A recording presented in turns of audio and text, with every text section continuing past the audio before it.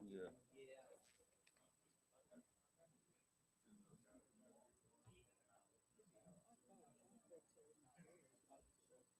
No, not yet.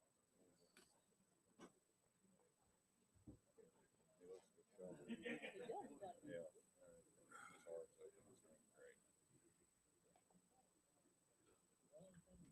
We got the main man Yeah. here. Yeah.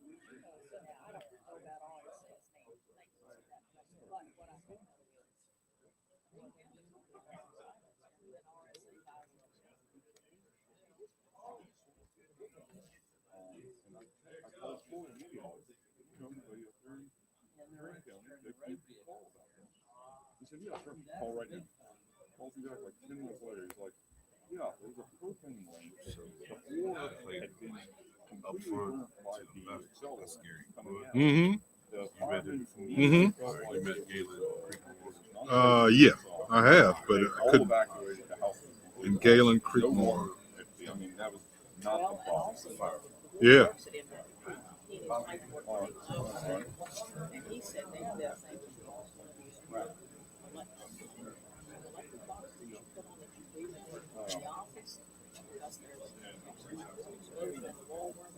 Oh yeah. But he said when he got there, the firemen didn't have they were just standing there. So no blame on that. So you know, it's Gary Wood. Yeah. Is his name in Yeah, Galen I Creek see that more. one. Yeah, no, that's good. Yeah. Well, we haven't seen him in a while. It's like, hey, fella. Yeah. Oh. Yo. Galen Creek. Creekmore and Gary Wood.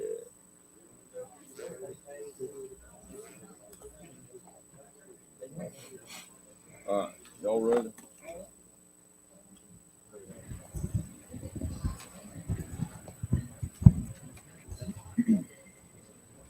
These people who join the meeting, I'm just going to suggest when we get to that, we'll just put them on the 24th. Mm-hmm. Because they were supposed to be here 10 minutes early to check in for presentation as granted. Yeah, they're not here. I mean, it doesn't change my No, that's recommendation, fine. but That's if fine. you want to, No, that's fine. If you want to talk about it, we'll go to you. I'd like to call the Board of Supervisors meeting to order. As always, let's start with the pledge and a moment of silence. I pledge allegiance to the flag of the United States of America, to the republic for which it stands, one nation, under God, indivisible, with liberty and justice for all.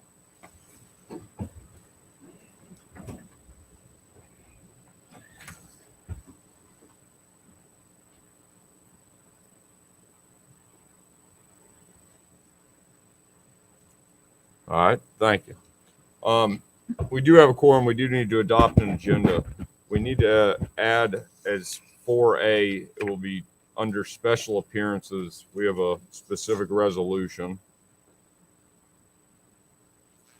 That's all I wanted to say. Nah, yeah, put it. It'll be under special appearances, not the consent agenda. Yeah. Anybody else have anything we need to add to the agenda, Mr. Weekly? no, sir, that covers it all. Thank you. Anybody? What's the pleasure of the board? Mr. Chairman, I move to approve the agenda as presented. Second. Motion's made and seconded. Further discussion? Hearing none. All in favor signify by saying aye. Aye. Opposed, same sign. All right. Public comment. Public comment. Clay, it's good to see you getting here. Yes. Yeah, well, no, my brain's just pushing it out. All right. Any other public comment? Yeah, good. Oh, thank you. Thank you. Yep. 73. All right. Any other public comment? Thank you all very much. Anything else? All right. Consent agenda. We have minutes 4/26/22. We have a supplemental from the Finance Consultant Fund of Unemployment Contingency for $45K. We've got the EMS grant from Culpeper Wellness for $32,470, and then we have disabled veterans refund. Any questions, thoughts? What do y'all want to do? No, Mr. Chairman, I move to approve the consent agenda as presented. Second. All right, motion's made and seconded. Further discussion? Hearing none. All in favor signify by saying aye. Aye. Opposed, same sign. All right. We do have someone special in our audience. He's been here for several years now. He talks way too much. Mr. Price, we appreciate what you've done with REC and coming to us and being a representative to Madison County. I think you've helped with multiple different committees as far as planning and any kind of questions that we have. You find us answers immediately, or put us in touch with people that will get us answers. And we can't tell you how much we appreciate it. We wish you the best in your retirement. You can still come back. Public comment, we're going to continue doing it even without you.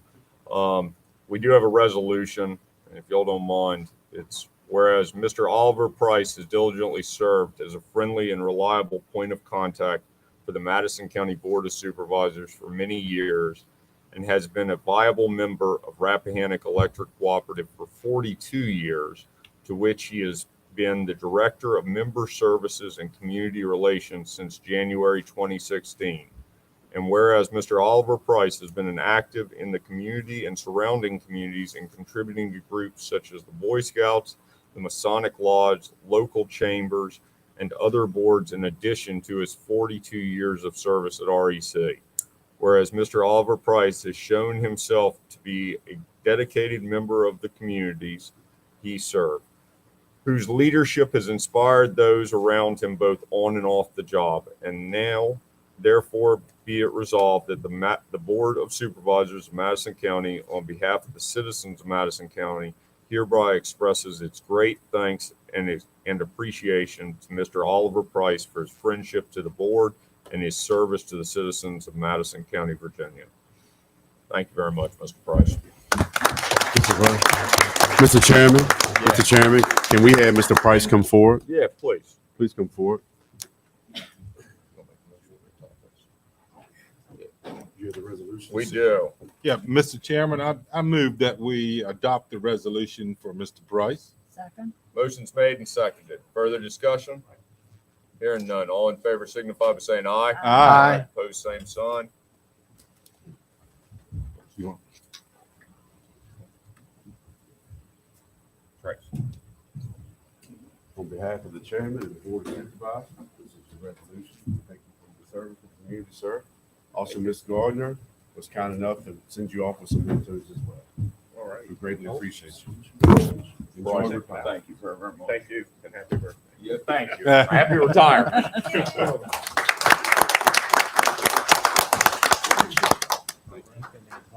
Just wanted to say thank you to everyone. Believe it or not, I used to enjoy my job just before I retired. But of course, I enjoyed coming to Madison, learning more about Madison and representing Rappahannock Electric Cooperative. Of course, I have two of my colleagues here. One of them, oh, there he is. Ben Berry, I think you all know Ben Berry. And Rochelle Scott is here, and she is our team leader, and Ben is foreman of a group of field reps that we have there. But again, thank you all, and thank you for putting up with me. Thank you, Mr. Price. Appreciate you. All right.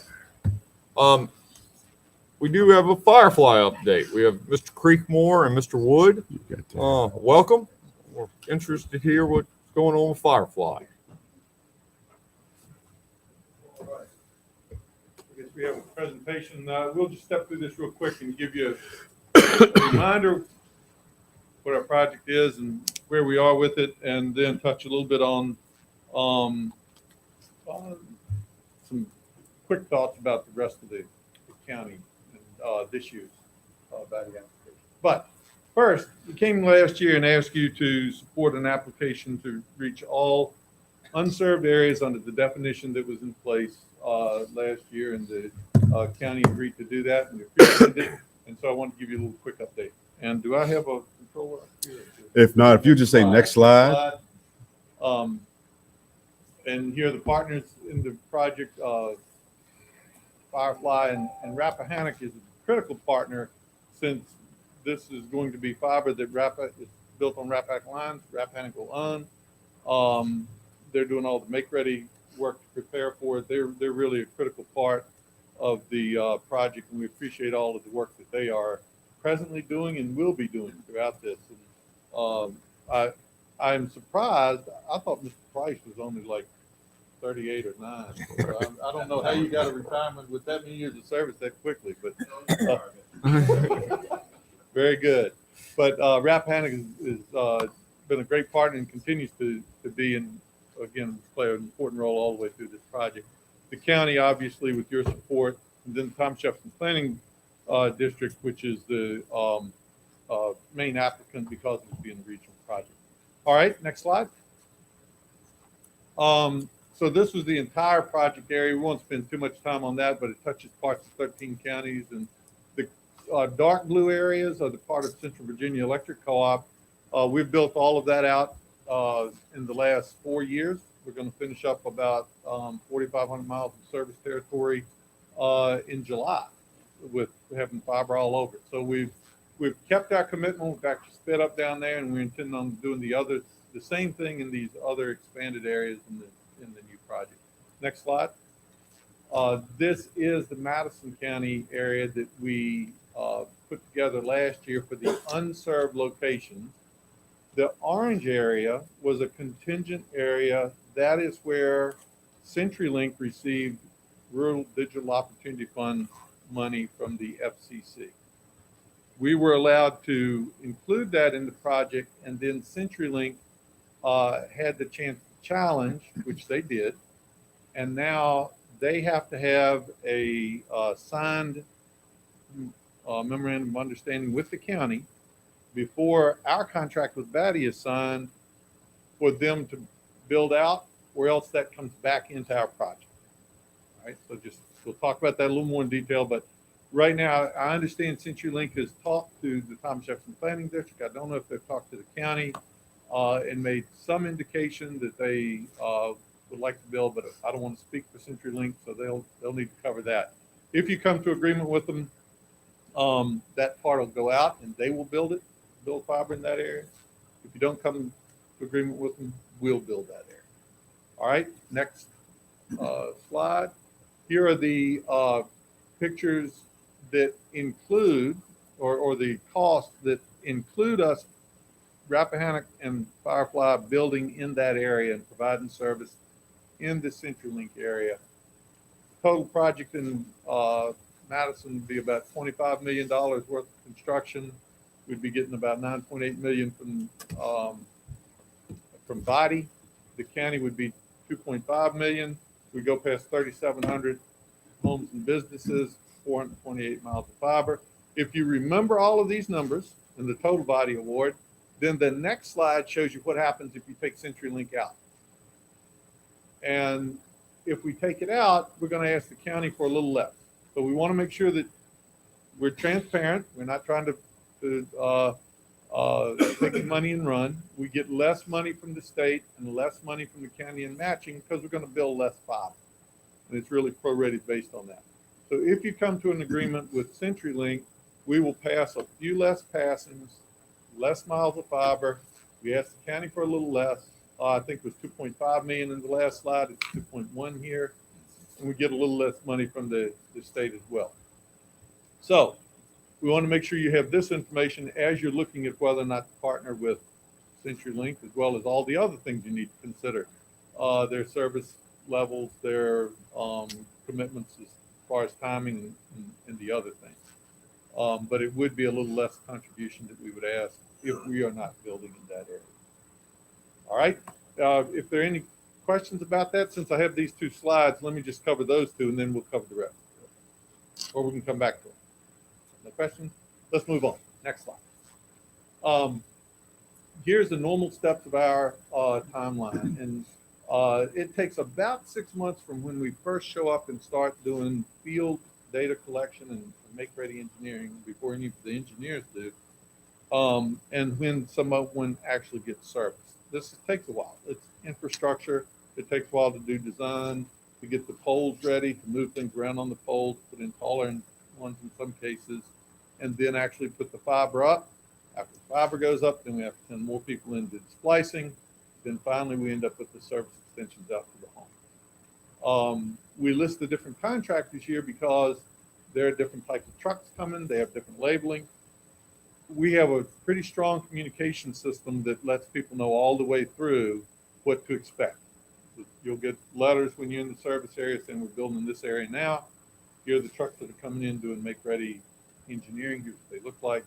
Here's who will be the contractors who are building it, what their trucks will look like, all the way down to when we call you and say, all right, everything's done outside and we're ready to install service inside, and Firefly will actually have personnel then come put the router up inside. So having said that, well, I'll leave my good message at the end. Let's move on to the next slide. This is just a reminder of the services. We have the same service in the regional internet service expansion area, which we call this project, as we do for CVC members. 100 megabit service symmetrical is $49.99, $79.99. Gigabit service phone is around $30 if you get it with one of the internet services. Otherwise, it's about $5 more if you just get phone service. And that's what we sell. We don't do video. We don't do a lot of other things. We don't do contracts. We don't do pay us up front. We don't do speed caps or those types of things. We don't do data caps in a month. Just a really simple service that we try to keep high quality so that you're getting service equal to what you can get anywhere in the U.S. The network that we have also has a significant backbone so that you won't run into slowdowns when everybody else gets online. We make sure that we always have adequate capacity so that you don't run into those types of bottlenecks.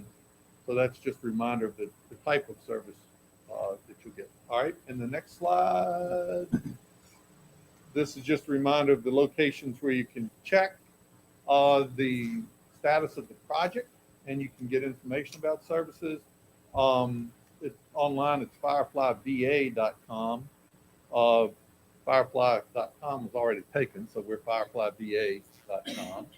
And we have built a page on that website that has each county under your logo. So you click on and it shows you the map. For now, we've got the map that is in this presentation. But as we release areas for construction, it will have a map that will allow you to register, and you can go down and look home by home to see if you're in the service area. With that, let me say that our first area of construction that reached in just a little bit to Madison was starting in the Standardsville substation with Rappahannock. And Rappahannock has had a contractor who's doing make-ready engineering on that, and they are nearing completion. And that touches into just a little bit of Madison down near, I think, Hood. The next place that they will be going for make-ready engineering will be working from Hood further into Madison over towards Pratt and an area there. And so folks in that area should be getting mailings probably in the next month, I would guess. I'm guessing a little bit here that says we're getting ready to start the field work. So again, you got that the long process. I want people to start thinking you're going to get service next door or next month or in a couple of months. But they'll start seeing the work that it takes and people in the field to start that project. So then we'll still have one more little area that is further north that we'll get to a little later, and we'll see where that fits in the schedule. But I want you to know we are intending to work in parallel areas in multiple counties as part of this project. We're going to have some underground crews down in Goochland and Powhatan. We're going to have some telecom area crews who build a little lower on the pole down in Amherst County and in Appomattox. And then up here, we'll have people who build up in the power space, we call it, up a little tall up the pole.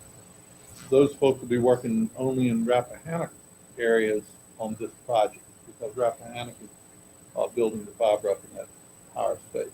So we intend on keeping crews busy in the Rappahannock area, and a couple of different areas throughout the project. So that gives you a rough idea of where we are early on. I don't have any fixed timelines beyond that for when you can expect service, other than remember it takes about 6 months when we get started. Larger substations can take a little longer, but it's a good sign that we're here. We're going to be here. We're going to be working in Rappahannock. We'll be working to get the thing built as quickly as we can, get everybody on it.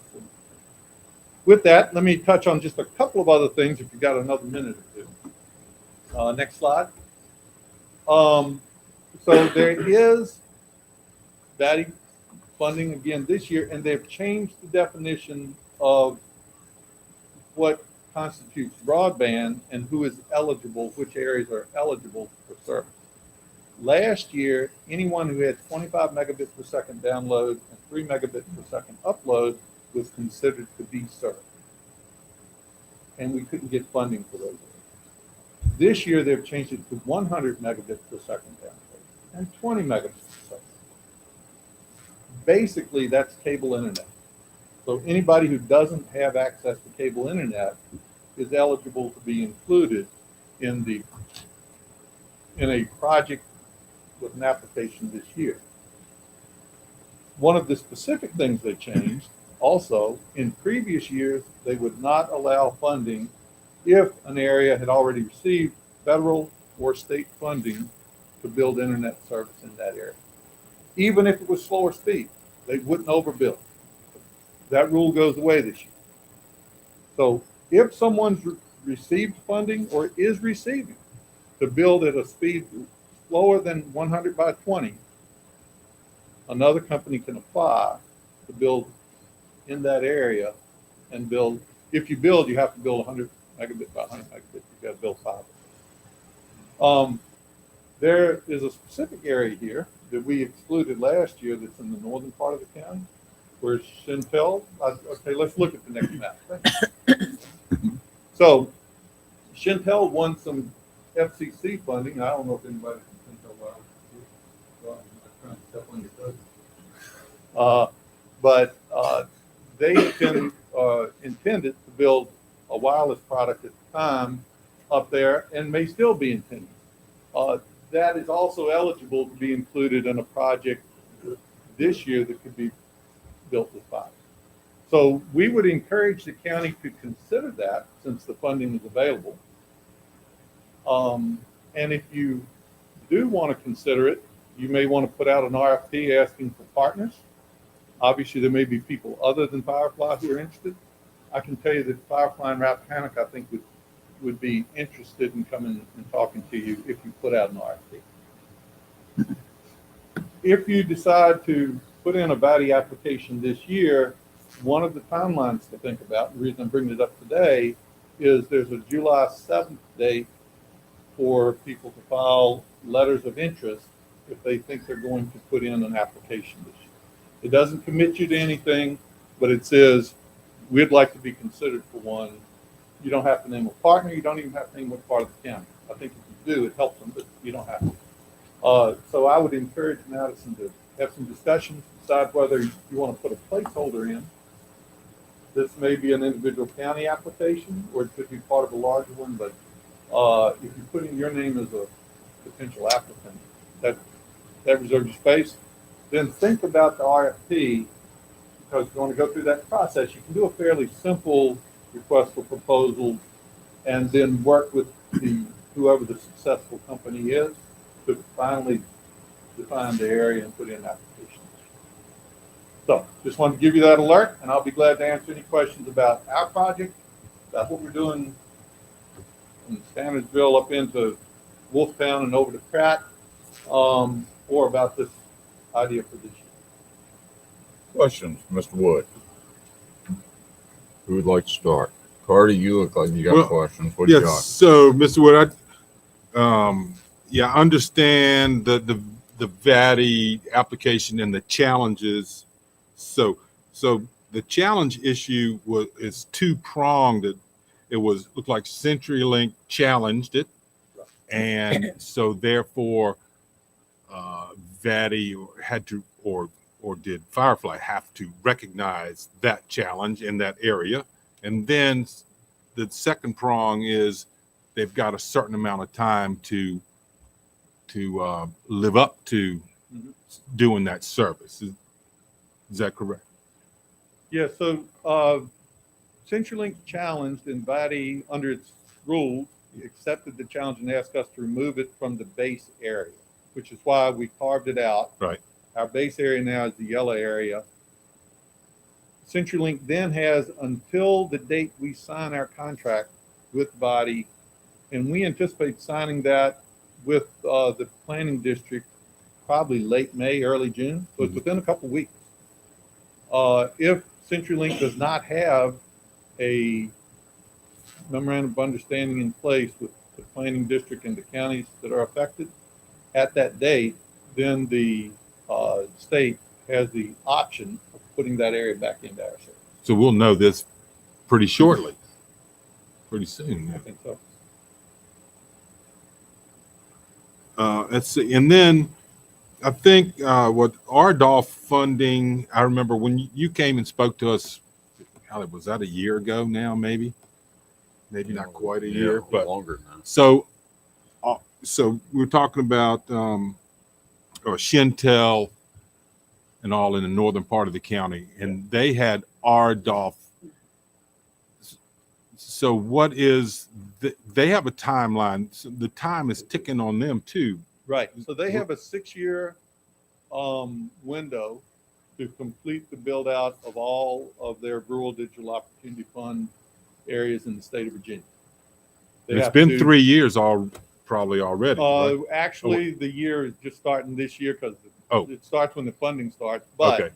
they have to build with 40% by year 3 and then 60%. So they have to stay on some timeline. And again, I shouldn't speak for Shentel, and I'm not speaking for them, other than they have announced that they have given RDOF money back in Rappahannock, Rockingham, and several territories where they have decided not to build their beam system. They have not stopped completely with that construction, but they have pulled back. I have not seen anything particularly in Madison County. I don't know if you've heard from them. I know that in Buckingham County, they've sent some notices out to people who are on their service that they will discontinue service the 1st of July. So that if we need to do our homework on the county level, so if we go in for this VATI second round of VATI, we can say we understand that Shentel and RDOF stuff is in this situation.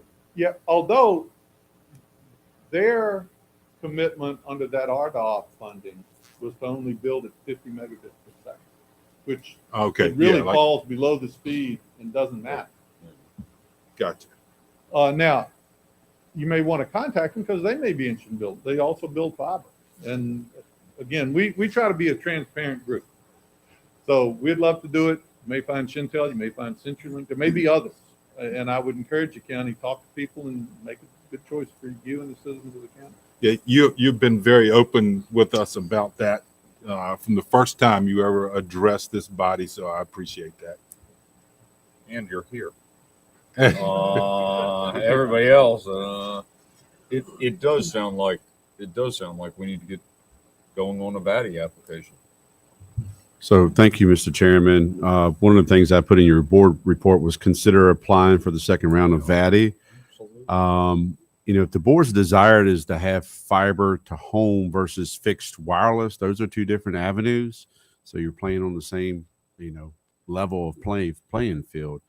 And I appreciate Galen and Gary's time. We discussed a lot of this last week.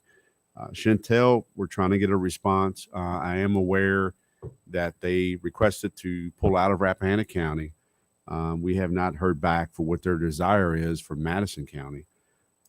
With the rules changing, I think it would encourage anyone who either has challenged the area or who did not submit a application to serve that area, if you want to move forward with the new thresholds, which I recommend, I think you'll shake the tree a little bit and get a response from those who challenged and response for those who would like to serve that area.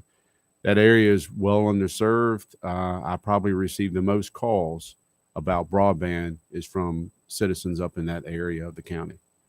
With the CenturyLink, I just wanted to add, with the Thomas Jefferson Planning Commission, I've been in constant contact with Mr. Blunt. There's a latest version of an MOU that went back to CenturyLink. It's my understanding that that deadline is, I think, Wednesday of this week to get a response. So we are nearing, which is part of the punch list, if you will, for the VATA application. Either they're in or they're out. But if you just heard one key thing that Gary had talked about, they're already doing make ready work in Standardsville. So, you know, it could help with scheduling and maybe bringing some service sooner. That's their schedule, but sooner to that part of the county if CenturyLink is unable and that VATA portion goes back to Firefly. And to your point, when we start into into Madison with this next area, Wolftown over to Pratt, that would include a large part of that CenturyLink area that we would include in the first part of the build if that's in our plan.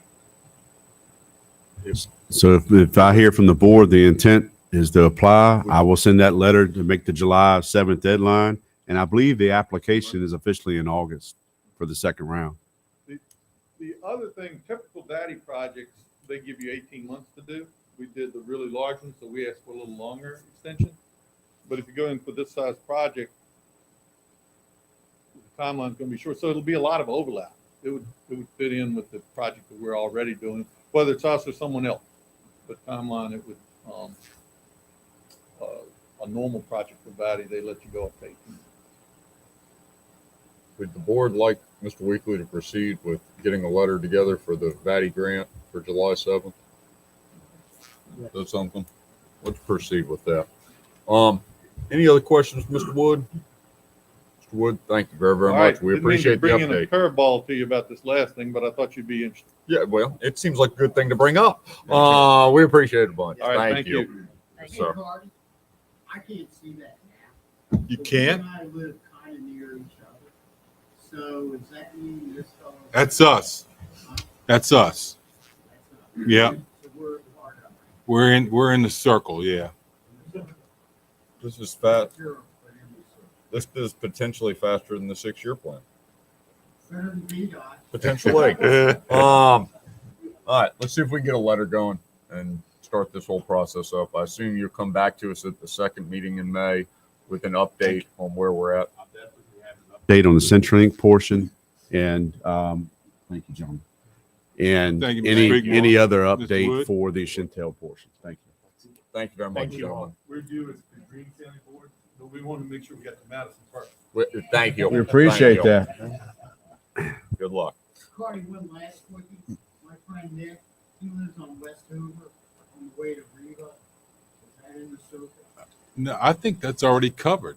Yeah, I think that's in there. It's already covered, looks like. There's Banco, Etlin, and Syria. What do those glasses do for you, Joe? Yeah, I know. It's in the yellow. Yeah, Yeah. it's in the yellow. It's already in the yellow. To answer your earlier question, Joe, what is circle? What is circled is what we're trying to nail down. Chantel challenged that.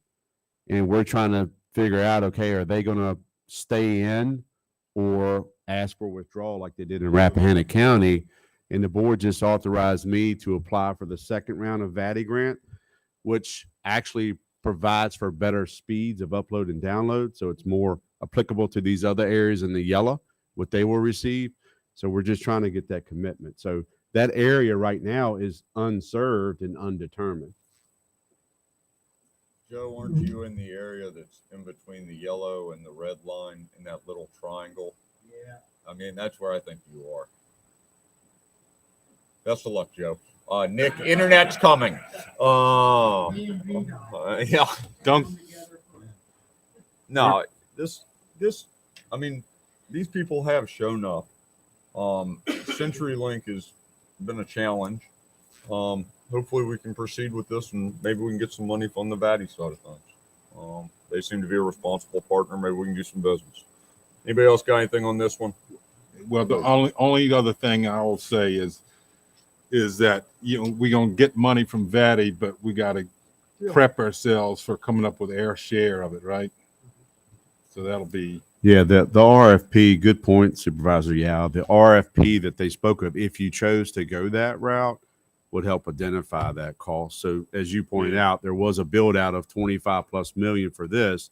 Our portion, which is ARPA funding right now, is 2.5 million. So that is a very good point. We do not know what that number of local match would be. Right.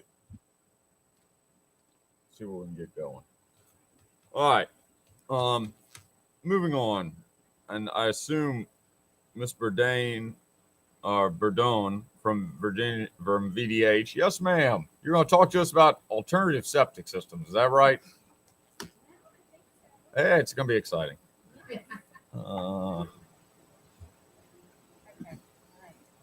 And you educate us on how to pronounce your name. Okay. All right. We can do that. Party. If I may, real quick, there was a slight update just for the public and the board. We included a couple of things. We're always having good conversation, Emily and I.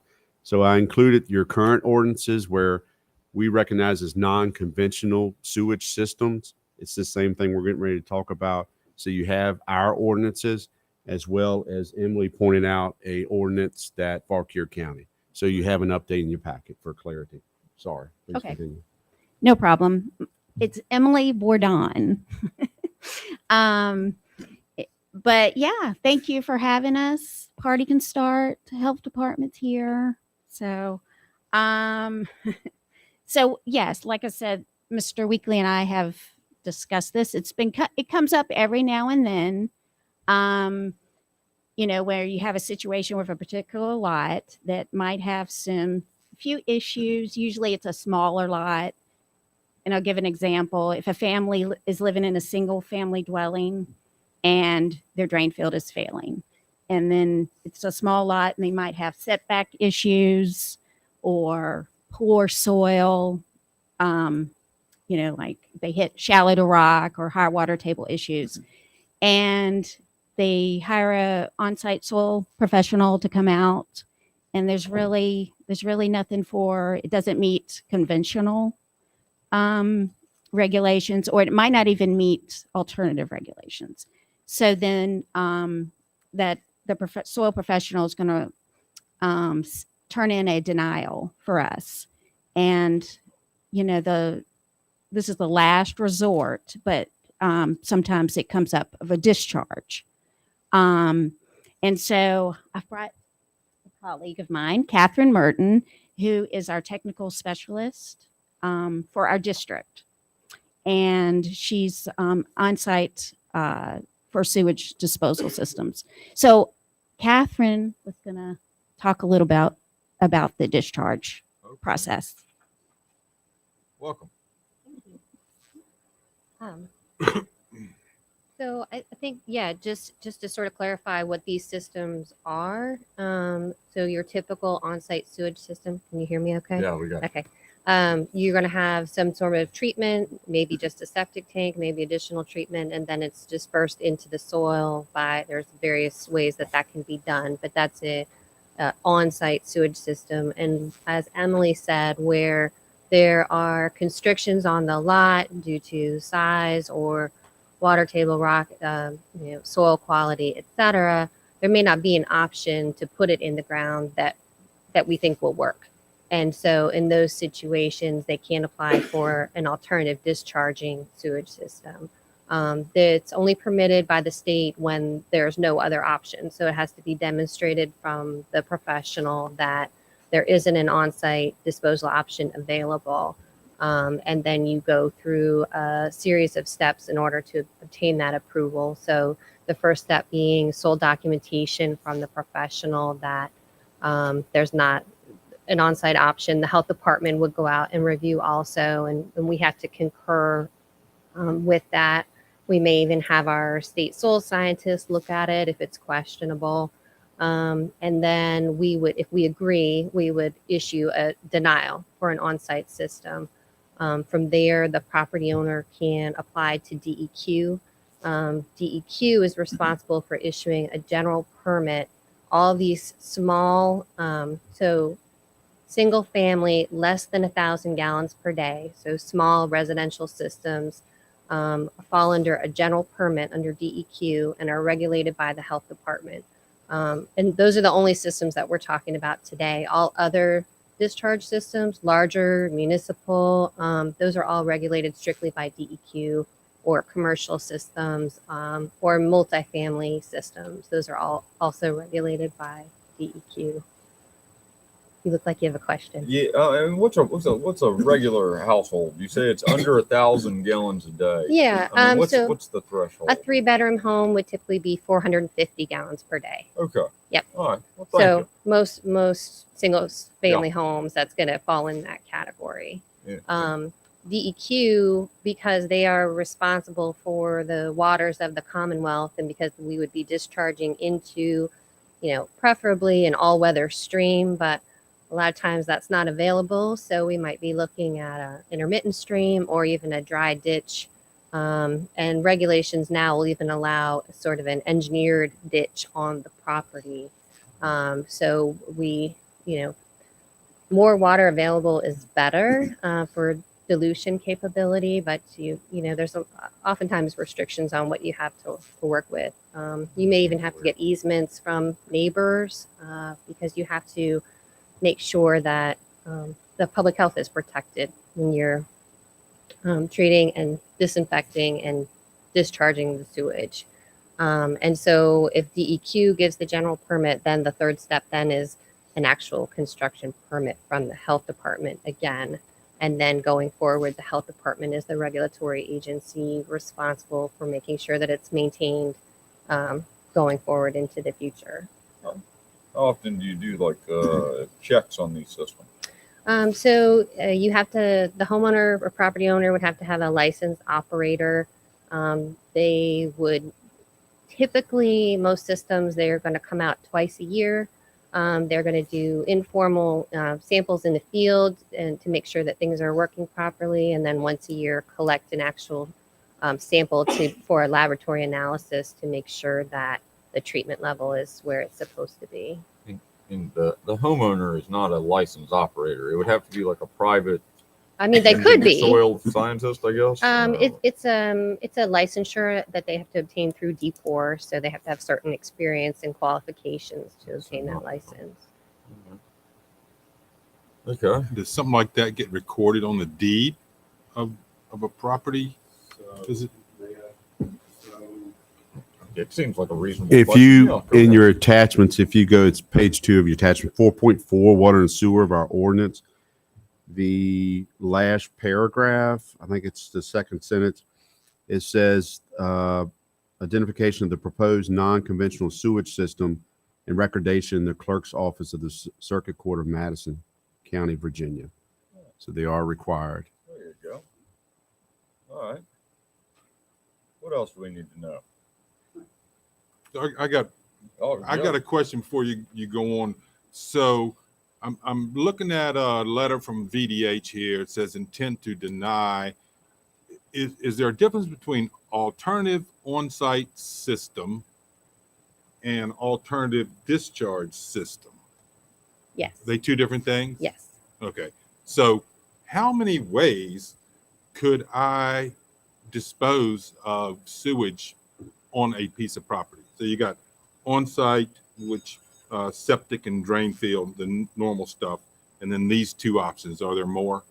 No, that's pretty. That's So pretty much a it. conventional system being your septic tank to drain field, and then the alternative systems, you have additional treatment beyond a septic tank, and then there's you might have gravel trenches. You could have drip dispersal. There's different dispersal mechanisms, but those are all alternative on-site sewage systems. Yeah.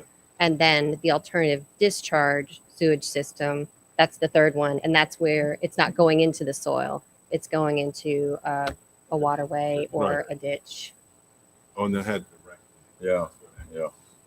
But it's different than just a straight pipe. Yeah, the other one you keep in the ground, either conventional, as you're saying, or you can add different type of media, rocks, and different things to door, but it's still going, it's on site. The last option talked about is a discharge. Which is what our county sewer system is, discharge. But it's regulated, if it's under 1,000 gallons, it goes under VDH as the regulatory body. And I'd assume that with our full system, it's DEQ that regulates. Is that right? Correct. There you go. Oh, I got one more question. Good. So, you know, there are still privies in this county. Are they illegal now? Are they grandfathered, Sean? Is my privy grandfathered? You can have a privy. I mean, you could apply for a privy permit today if that's what you wanted. But most people like to have plumbing in the home, and so you have. You have to, yeah, I'm with him. I really am. You have to have a permit to have A new privy. a moon-shaped door type of privy. Well, because you're going to be excavating Oh, yeah, I a got hole, it. and Yep. we want to make sure we're actually going to look at that just like we would a drain field, as in we don't want your hole to go into the water table and you to be putting contents into the water table. But you're not going to fine somebody for having a privy that's been there since the 20s. That's what I'm getting at. No, Okay. I mean no. That's a weird question. Well, Yeah, I've seen there you go. I'll go I've with been you. asked. Huh? I've been asked. Yeah. What is going on up there now? Well, No internet and There's a privy. couple of double-decker ones around. All right. It's got problems. I mean, too. if something became apparent that it was a health issue, then we would want to address that. May I ask a question, Clay? As a cattleman, Yeah, good. you are. Yeah. What's the difference between what she's talking about, a trench to a tree, and cattle wading into a stream? And different. I don't. Yeah, humans. I go with I don't humans. get it. It's grass. It's a different deal. All right, that is a weird question. No, that's This has been just entertaining. big, buddy. All right. So the question, anybody else got questions for these folks? The question is, do we want to allow these or permit them? And I don't think that's actually the right question. This is an approved method of discharge in areas where there are no other options. It would seem like our only option here is to allow them with health department approval, of course, the DEQ process, the license operator. Why would we not sign off on these? I think the question that really comes to mind is that we all want to say how clean these are, especially discharging into tributaries. The real question, I think, is the water clean enough to drink? And everybody's kind of like, nah, don't do that. But it is clean, and it is a reasonable, lawful alternative to a traditional septic system. Yeah. Why? Yeah. Emily, you sent the Fauquier counties example. Are they only allowing us to replace an existing failing system, or are they allowing it in new construction? Just repairs. Just Just the repairs. So, existing system. Undeveloped lot, somebody applies for I this. don't understand why we would regulate those. Yeah. I mean, that's the question y'all have to States mandate. think about. Does the county, for repairs? I mean, it's two different things. For repairs, do you want to, help that homeowner, if that's the only option. But then the other part is new construction. Do you want to allow? But isn't that more of a growth question rather than a? So you've got, Mhm. she's reviewed some files. I won't put them all on display today. We talked about them. We're going to have some potential parcels that may come up in question. And if it stays on site is one thing. If it's a direct discharge, does it become a concern for citizens of the county, particular areas, particular tributaries? So that's the thing. If you want to kind of make it what she suggested in Fauquier counties, what if it's only a repair versus new developed lot? So, but they do allow for it now. Our regulations align with the states. This is a legal, state regulated I mean, we really don't have a whole lot. I mean, we can say that it wouldn't, but I mean, it does seem like it's a growth type of thing, and it makes some sites and lots less marketable, which comes into personal property rights. If this is regulated and it is clearly a legitimate type of system that is only used as a last effort, and I understand these are fairly expensive, aren't they? Yeah, I mean, yeah, it's going to be more expensive than a There conventional. you go. So. So it's already something people don't want to do. I mean, are we being flooded with these things? We have 11 current, I think, permits, of this type of application. And that includes a commercial front, say like Heartland Institute, for example, has one versus a residential. So I think what VDH is looking for is kind of what's the pulse of the county, what's your desire. Any violations, those type of reports, I'm used to it on the larger municipality stage, but who gets notified? Is it my office? Is it Ligon's office as the zoning administrator? If there's infractions. Those would just be reported by the operator to the health. Do we get notified? The reason I ask, because some of these systems UV treat to disinfect, some use chlorine tablets. So, but do we get notified in any way? Or is that a DEQ question?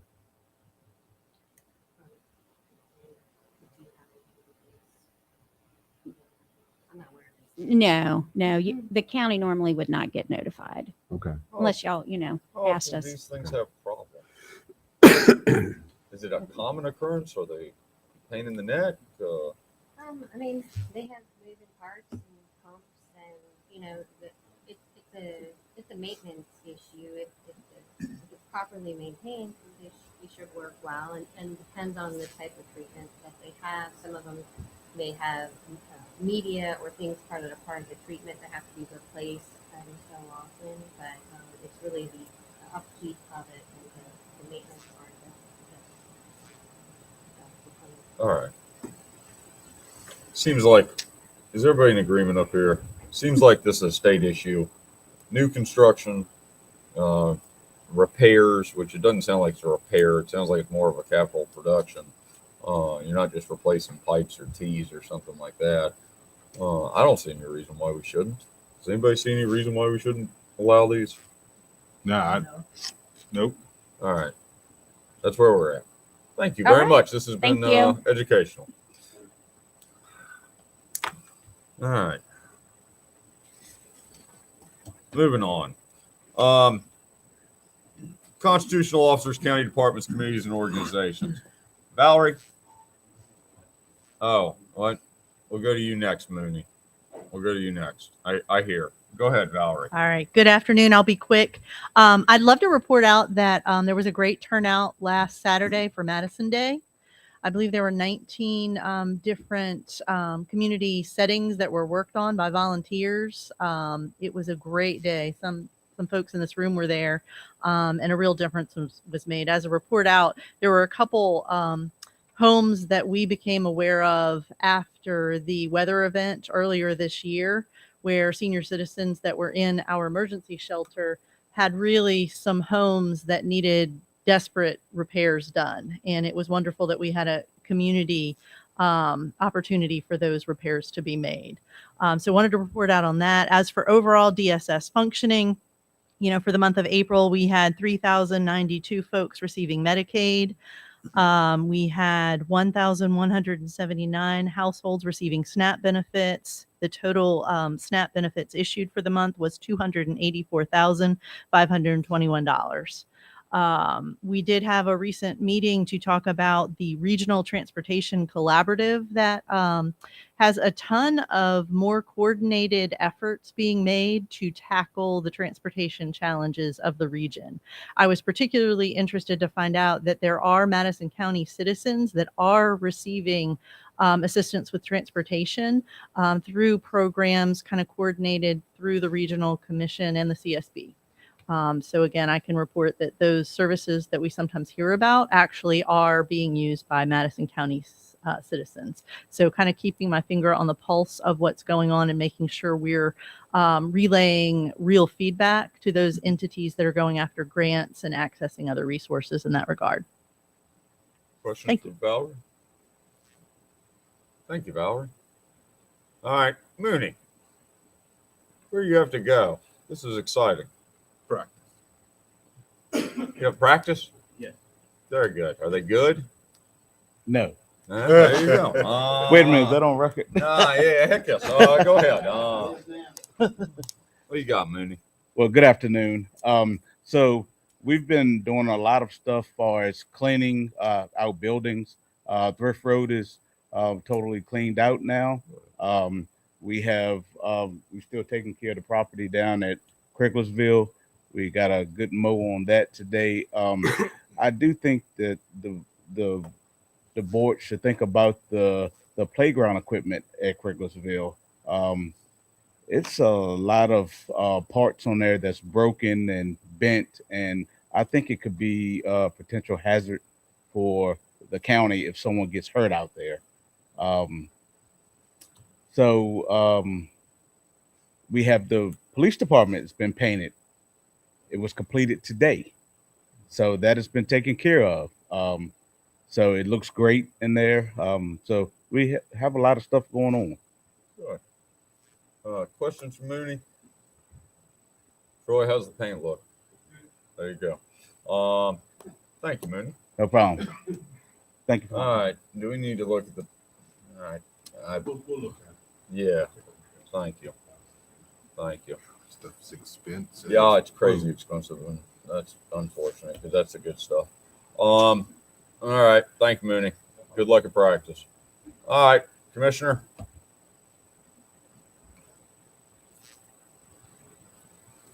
Good afternoon. I don't have a lot to report. We've gotten the data file over to Stephanie anyway, and still working through some things with the software conversion. As any conversion can be, it can be a little challenging at times, but we're working through that. And so yeah, we've passed on the real estate data and working towards personal property now. When do the bills go out, Brian? All right. Okay. Well, good. We'll start with that. All right. Any other questions for Brian? Divinity is working the right way. Just a learning curve. Exactly. There you go. All right. Thank you, All right. Brian. Thank you. Miss Murray, take the microphone with you, Brian. Good gosh. I mean, good Lord. Everybody's back there. Miss Murray. Yes. Yes, ma'am. Okay. Well, in my report, I did send the files to the real estate tax services on Friday. So that's good news. Well, I said I would do it by the 9th, but I actually got it out on the 6th. So that was good. So that makes up for the files going to the printer. I said would go the 9th, but they didn't go until this morning on the 10th. But so my hope is that the bills will be out no later than early next week. They are with the vendor now as of about 10 o'clock this morning. Right. The new portal is live there, and I will give the website. We have links to it on the county website now, but it is https://taxes.madisonco.virginia.gov. So people can go on and register, and then they will be able, once they register, they'll be able to view their bills. They can pay by e-check. That's free, which is great. And we've had some people take advantage of it already that have gone out. Now there are a couple little bugs, so it is what it is, and it's always that way with something new. But transit occupancy will be able to be filed on the portal and even paid. But at this time, there's a few tweaks that have to be made to that. But meals tax can be paid now on the portal as well. So I think it's going to be a real benefit to my office and Brian's office. And let's see. Well, of course, this goes into what Brian said. We're working through the conversion and with Avinity, and it's going okay. But it's like anything, as I've told you before, we've talked about it. When you go to something new, there's always some things that pop up from time to time. But there are some good things that we've already noticed, and so we keep plugging along and moving forward. And I've been working some with the Tyler implementation process, which of course that's coming along. Especially specifically the portions that affect cash management and general billing. And then last but not least, I've entered into an agreement after Sean blessed it with TAX, that's TACS, Taxing Authority Consulting Services. They're going to assist me with the collection of some of the older delinquent personal property. And when I say this, some of the taxes that are more than a year old, because they do have things at their disposal that things that they can do that I don't. And truly, I don't. With being a small office, it's hard sometimes to get all of that done. But they're a well-respected firm. They have over 100 clients in Virginia. The gentleman that started the company is an attorney that worked for Arlington County in the treasurer's office, and he also worked in the Commissioner of Revenue's office.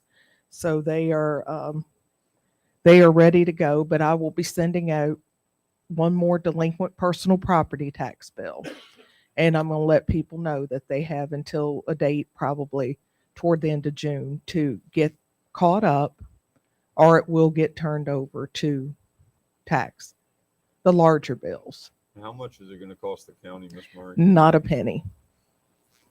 We already have an ordinance in place that was put in place in 2011 that allows for this. Unfortunately, it does cost the taxpayer, but the fact is they're not paying. And I've tried to work with those folks, and if they won't pay, I don't really have a choice. It will cost them 20% more. That's how tax makes their money. So what my hope is that this will encourage people to pay, and the list will get smaller and smaller, because why would you want to pay 20% more on top of what you've already paid? So that's it. Does anybody have any questions? I have a question. Please. Miss Murray, I assume that if they're trying to pay, they Right. won't be on that list. That's exactly right. Okay. Anybody that has a payment agreement with us, Okay. absolutely. We'll All right. work with anyone. Thank you very much. Sure. I think to clarify, Stephanie, you maybe the example is like someone set up like 8 or 9 prior payment plans that have not come through. Yeah. So that's a perfect example of what she's dealing with. And there are larger accounts. I mean, it goes back beyond 2 years, 3 years. Right. There are some that are, and we're willing to work with anyone, but they have to keep up the part of their bargain. Yes. Right. Thank you. Okay. Well, if they're not successful, we're no worse off. Yeah. Yeah. Yeah. Then it goes to the courthouse steps, doesn't it? It's personal property. Yeah. Right. Mhm. And there's some people who are judging. But most people who have any intention to come to the ship or whatever, have to make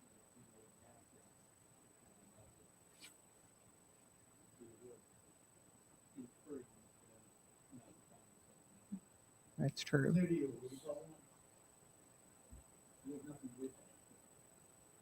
you can get is you get a visit to your concierge, which will enable you to see some of the personal property. It's a very cumbersome process to do it. Sheriff sale. I did it once. I did it one time, and it was successful, but it was an account that was huge. So it wasn't your average $2,000 Toyota. So So, Steph, Yeah. does tax, they don't do real estate taxes or? we they just- do, but I already I'm very satisfied with who I use for real oh, estate. we got somebody else. Yeah. We have Sean Gregg that's Yeah. been doing that for Oh. years. Gouging us. Sorry. I just, Is there a collateral on top of the blocks in some cases?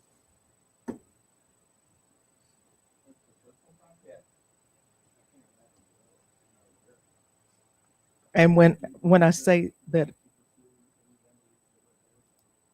right. And when I say, I mean, I'm going to the table a little later than most. They have 100 clients in Virginia already, and localities. Roughly in Madison, how many accounts would this group tax be going after? Roughly. I would have to look at it, but I mean, it's probably a dollar amount that I will set to turn over to them. But some of the larger, we may start with 100. There you go. Okay. Kind of puts it in perspective a little bit. Okay. All right. Thank you, All Ms. right, Murray. thank you. Troy, I assume you're representing the sheriff's office. All is well. The paint looks good. Thank you for that. Everything we should have two new people starting on Monday. So you'll see them with me, and we have a new person starting on June 1st. But everything that it was going well. What color paint did they use? Gray. Yeah, Gray for the walls and dark gray for the doors. Seems appropriate. Yeah. All right. so, hey, no, Troy, how many people are y'all down now? You got 2 starting, you still on, down? on the books we're full. But the 3 that I'm hiring now won't be ready to go until January. By the time they go to the academy, field training, it'll be January. I got 2 retiring, 1 retiring in September, 1 retiring in December. And we may be losing another one here in the next month or 2. If you know any law enforcement people, tell them to apply to Madison County Sheriff's Department. All right, other questions, Troy? Gavin. Good evening. Got 2 reports for you, one for EMS, one for emergency management. I'll start with EMS. Noah sends his regards from the beach. He's dodging waves down there at the moment. So for April, we had 159 calls with an average response time of 10 minutes. And we ran, looks like we're dispatched for 8 calls to green, which we answered 4 of those, 2 for orange. We answered both of those. No other mutual aid. Greene County EMS expressed appreciation for assistance with continued mutual aid responses, and their supervisor actually brought pizza for our crew one day. So it was a nice time to meet the new supervisor down there and talk about some opportunities where we can do some joint training and develop that relationship. Personnel, EMS was fully staffed. We actually are down 1 at the present time. We are within our overtime budget for overtime expenses. Noah's continuing to work on ideas for volunteer recruitment. He is on vacation till the 13th. I'll be covering for him while he's out of town.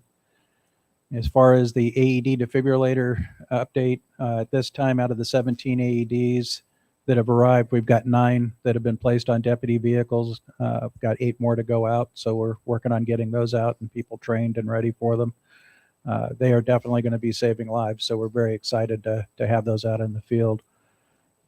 Standby events, we are entering our busy season right now. We've already been doing some standbys at Woodbury Forest with multiple class reunions. And we do have the tour to Madison coming up and the Graze Mountain Hare Scramble coming up. And then first weekend in June, we've got the Graze Mountain Musical Festival also will be coming in. And let's see here. We did have the Touch a Truck event on April 9th, which was a great multi-agency event and brought a lot of awareness to show how we all work with the multiple agencies in the county. So that was a very successful program. And Noah is working on the peer support training to work in conjunction with our new Cortico program. We're getting people trained up. There'll be some training on 7-9 and 7-10 that'll happen at the Madison County Fire Company. And that's it for the EMS report. For emergency management, we were able to acquire the mass casualty incident trailer last week. So we're in the process of upfitting it right now. The supplies came in for that this week. So we'll start getting it switched over from our old logistics van. It'll go for lettering and graphics the first week in June. We hope to have it in service mid-June. So we're really excited about that. It's going to be a great addition for the county. It'll have some extra space in it. So we're already talking about other things that we can put in there to have a really good response vehicle. We're working on the public assistance grant final paperwork for the January 3rd storm. Hope to have some good success on that. And we're just finishing up the FEMA paperwork on there. There's an armload of federal paperwork to get done, but we'll get that done.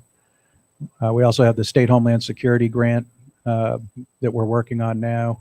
Brian and I are working through that. I think you're still waiting for a quote from Motorola. If we're successful, we should be able to upgrade our paging system, and then another component to the overall communications upgrade in the county. So that'll be a nice addition to that. And then again, already kind of covered it in the EMS, but we do have the Graze Mountain Hare Scramble coming up. I was able to go visit the site. I'm waiting a map update from the organizers on that, and I'll have the IAP completely done once I have that, and have not started the Bluegrass Festival IAP yet. I'm still waiting to get more information there. So we should have that in the next couple of days, and we'll be ready to go. And I'm ready for any questions if anybody has any. Questions for Gavin? I do want to add, so, and I appreciate Gavin keeping eyes on that trailer. So you may recall in your FY23 budget process, we budgeted, or the board budgeted $11,000, of which $7,500 was going to be part of a FEMA grant. So you were to get that money anyway. We're still going to get that money. But because that trailer was creeping up on prices, Gavin came to me. We were budget favorable in the EM budget cost center. So that's why we decided to purchase that now. So if you heard that and you thought, wait a minute, FY23, that's why we did that now. All right. Other questions for Gavin? All right. Pass it on to Brian. Before we go, Brian, Troy, you got bikers coming through tomorrow. Yeah, 100 bikers are coming through Madison tomorrow, so everybody be responsible. Law enforcement memorial ride with Roanoke's DC. There'll be probably 100 tomorrow. They'll stop the sheriff's office for maybe half an hour, and then they head north. Madison County loves bikers. All right. Brian Gordon. Okay. The two projects I'm working on mainly, of course, the radio project. Hoover Ridge Foundation was started last week. They went out and did a test hole on one of the foundations. That actually caved in. There's a lot of sand out there, so they're going to have to put a sleeve in there. Set to come back on Monday next week to start putting that in. What you're seeing up there is the actual steel that's going in each one of the three pillars. They're approximately 40 feet deep, and so yeah, it's a pretty big undertaking as far as that goes. I actually had a meeting this morning. Our shelter, generator, the transfer switch, ATC, all of that stuff was supposed to be delivered July 1. They came back to me and said that date had been pushed to October. We got real encouraging with them, and they came back and said now end of July, 1st of August. So they kicked that back up a little bit. So we were decent shape there, a lot better than we were. I'm coordinating with TAC, ANS, and to get the fiber run completely to the shelter. It's about 90% of the way there. I just need to get that finished off, and that was the main reason why I wanted them to push that along so that that company wasn't on the back burner. Beautiful Run, Blakey Ridge are both set to have generators set next week. They have to use our existing generators as a backup power source to the backup, obviously. So they're going to move those off to the side, pour the pad for the new generator, so on and so forth. Hughes River, SHPO came back. They are not going to put our tower site on historical documentation, so that's good news. The arrowheads they found were not significant in that respect, so we're clear there. We're still waiting on the Corps of Engineers to come back with the creek study. MB&C has put together a proposal for that, but Corps of Engineers is now saying 60 days from May 1st. So we're looking into July now before we'll have any real information from those folks on that. So that's a big holdup on that site. AFG grant, still have not heard anything back from the feds on that. I checked it today. There's nothing on there. Evidently, they had a glitch in their computer system that kept them from evaluating those monies. Again, that's roughly $500,000 for us if we're successful. Have not heard anything back from that. Next Generation 911 is now fully operational in Madison County to include integrated text to 911. We're actually getting alarm activations from ADT through text to 911 now. I got our first one today. Pretty good system. It's not full alarm system. It's only a burglar alarm right now, but it will eventually be fire, panic, and medical. So we're getting that done right now. Also working with the state for reimbursement. Reimbursement over the next 24 months will be $86,000 for Next Generation 911. We'll be on the hook for roughly $29,000 of that. So that's for the first 2 years. After that, it's completely on us. Last month, we answered the telephone 4,071 times. Calls per service were 1,188. That's all I have for now. Happy to answer any questions. Questions for Brian? I saw him rolling a crane in there this morning. Yeah. Yeah, should have been a drill bit in that toe somewhere too. There you go. Yep. Yeah. Other questions, Brian? Thank you. Mhm. Livingston. I don't have much more than the normal stuff that's going on. Let's see. We did isolate problems to the laptops and the only ones to the hard drives that came with them, and we've started replacing those hard drives and putting in solid state drives. I'm happy to report that the performance is sweet. So that's about $190, maybe $180 per machine versus buying new laptops or new they say it's Microsoft updates that are not working well with the SATA drives. Every one of them, you can build it from scratch. Take all the applications off and turn it on, and the C drive goes to 100%. So that's our workaround for that. Now, some of them are doing it, some of them are not. Brian loves his. Tilly's is a dog. Brian Daniel just replaced 2 in his office, so they're happy about that. Other than that, the ANS asked me to schedule some time that I got to get with Brian and the people down at the old rescue squad. They're actually going to be pulling the old radio transmitter circle dishes. So I don't know if that means they're going up on the tower and all that stuff, but if they are, I want to watch that. Yeah, I'll hold the net. No, they ain't putting me up there. Other than that, there's been a few things with the certificates on the Avenity website that we had to get ironed out, and also, y'all probably don't know this, but basically some of their stuff wasn't working right, and we now know it's got to be a yearly thing that we've got to watch and pay for. It goes on and on. That's really it. Just steady chugging along. Been working with Alan quite a bit. He's been helping out on some of these problems too. So he's getting up to speed. Yeah. The boy wonder over there. That's it. Any questions? Any questions for Livingston? That was a good spirited report there, Livingston. Very, very Thank good. you. All right, give it to Michelle. Michelle, it's you. That was a nice plug, Alan. Thanks for All thanks for letting me follow that. Yeah. In finance, we've been training with Tyler. That started up, and I have training basically every Thursday right now. Working with Bobby, preparing closing procedures and different things for the county and staff, and then working on grants. So that's about it for finance right now. How's the Tyler training going? Exciting? Yeah. Yeah. Yeah. All right.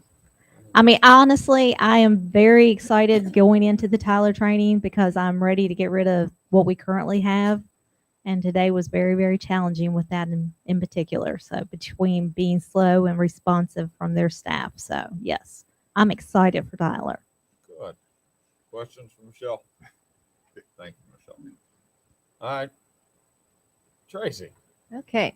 First of all, thanks for doing that for Mr. Price. Yeah. He's Great. been great to all of us and has come to every event I think we've ever had. So that was wonderful. And Alan helped a lot on that too. Thank you, Alan. And Mr. Weekly. I'll just go over the brief report. We now are at full capacity for our tenant space in the building. So 5 tenants, the full amount for those adjoining rooms, 2 separate individuals. Foothills Housing is going to rent one for $200 a month. And another person is renting one for $200 a month. And 3 of the tenants are in that circled area needing internet service. So they appreciate it. So that's bringing in, with Literacy Council, about $7,800 for the year. Better than nothing. Utilizing the space. The Business Expo is back. It'll be Thursday, May 19th, next Thursday from 1 to 6 at the fire department. And it is Economic Development Week this week. It was Tourism and Travel Week last week. And Business Appreciation Month. We've just kept doing that every year for the whole month of May.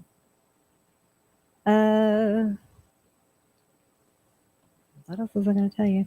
Oh, I have to say I enjoy working with Firefly. I'll just put that out there. And already looking at the examples of RFPs. So we'll be ready to go as soon as we can on that.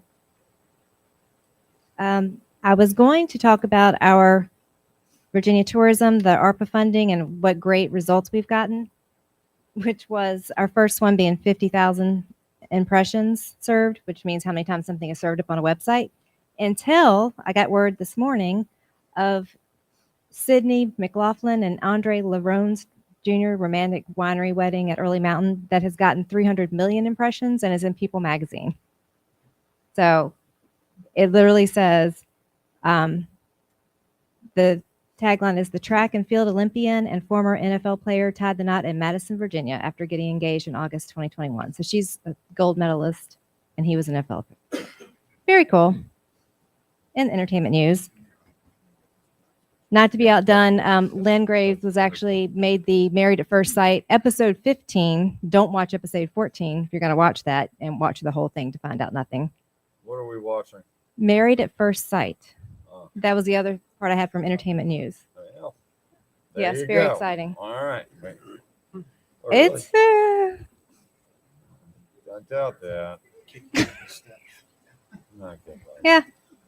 They went to a retreat. And I'm like, that must be the one. But it was the follow-up show that he was on after watching the full hour before that. Yeah. So that was some plugs for us too. And other advertising you may not see, we were also in the USA Today Great Escapes, Cooperative Living, Blue Ridge Outdoors, Real Estate Weekly, and the usual stuff. We had our brochures going out in a shipment to Getaways on Display that works with AAA and distributes to I-95 locations in Delaware, Maryland, and Chesapeake Plaza. And other than that, it's the normal. What about Virginia living in the Fourth Ward? Did you see that article? I'm sure I've seen that article. Yeah. It just came out. The new one? I'll have to look in that one. I haven't seen a new one. I did go down and sorry to give Oliver a fireside bench on your birthday, by the way. I felt bad about that. 42 years.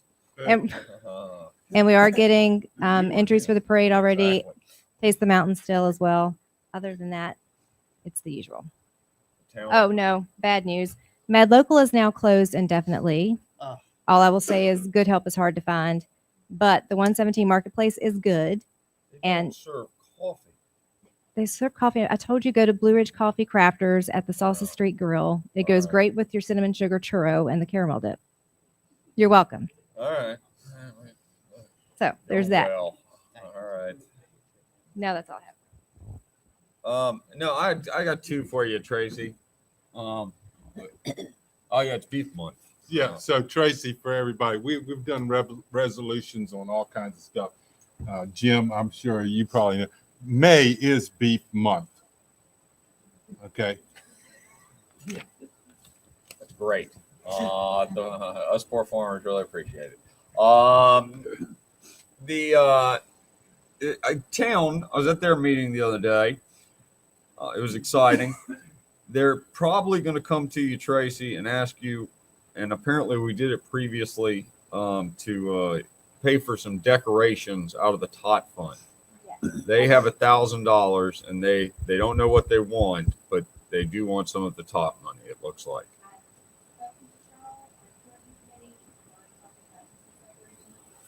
So they're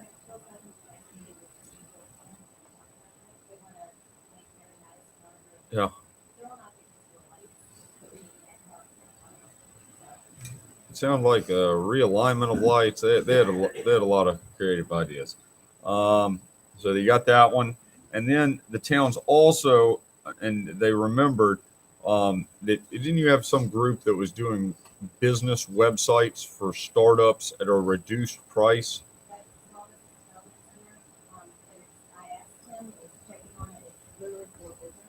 Not the town of Madison. Oh, all right. They're yes. Well, good. You're on top of these things. All right. Other questions or comments for Tracy? Good work. Ligon.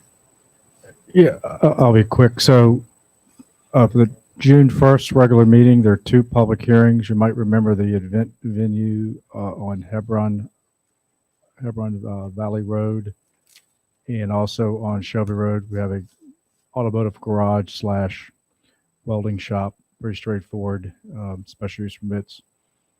One of the things that we've been working on, of course, is I think it's a pretty big deal, but the potential taking the 4-on-1 provision and changing it up to 8. I've worked on the last time the Plan Commission meeting met. We didn't get real far with making a lot of progress on that. So I sat down one day and just worked on it literally for 8 hours to really try to come up and work with Matt Ayler with something that would allow for private roads to be extended, included maybe maintenance agreements. And I did send it to the committee. They appeared to be happy with it. So I think it's pretty airtight, but we'll see what happens at the work session on the 18th. But talking to Faye, she seemed pretty happy with the way it was written. Really, the big thing is we're going to quote the Soil and Water Conservation's gravel and dirt road manual that Matt always follows. So I think we have something in place that we can try to get way off in left field of engineering standards of this. Let's just go to a guide that is there that has examples of dirt and gravel roads.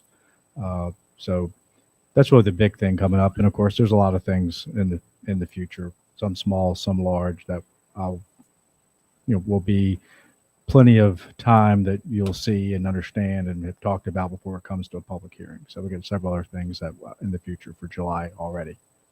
The larger glamping site that has to come again through, I guess, on the 18th through the workshop again, like we're doing, which seems like a great idea. Running a lot of these bigger projects through 2 times and making sure we get it vetted. We're making any progress on. So glad you brought that up. Right now, he is looking to expand not go over the 70 individual sites. He's looking to keep that the same, but add an additional 30 acres to the project with the adjoining neighbor. So he's talking to I talked to the owners of the adjoining property. They're in conversation. So really, the 18th will just be an update.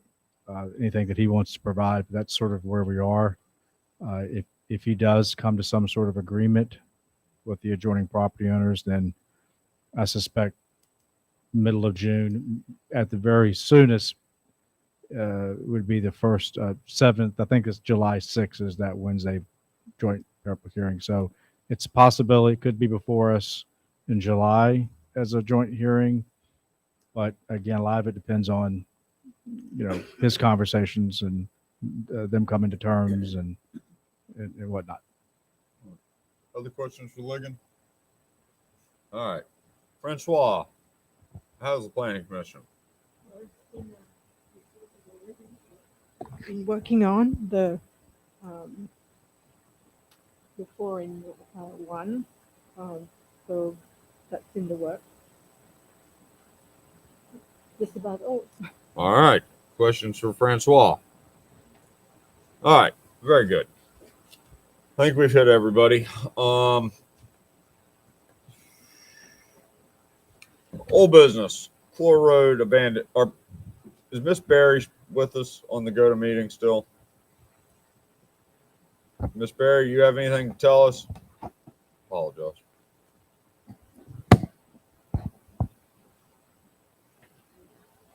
What's it look like on there?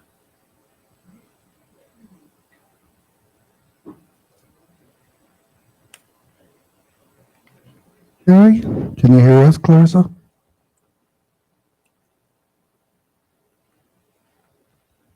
We don't hear you. All right. Clarissa, if you hear us and figure it out, then jump in anytime. Sean, Greg, tell us about the Clore Road abandonment. Very briefly, we have talked about Department of Transportation. I believe we have that on the agenda. No.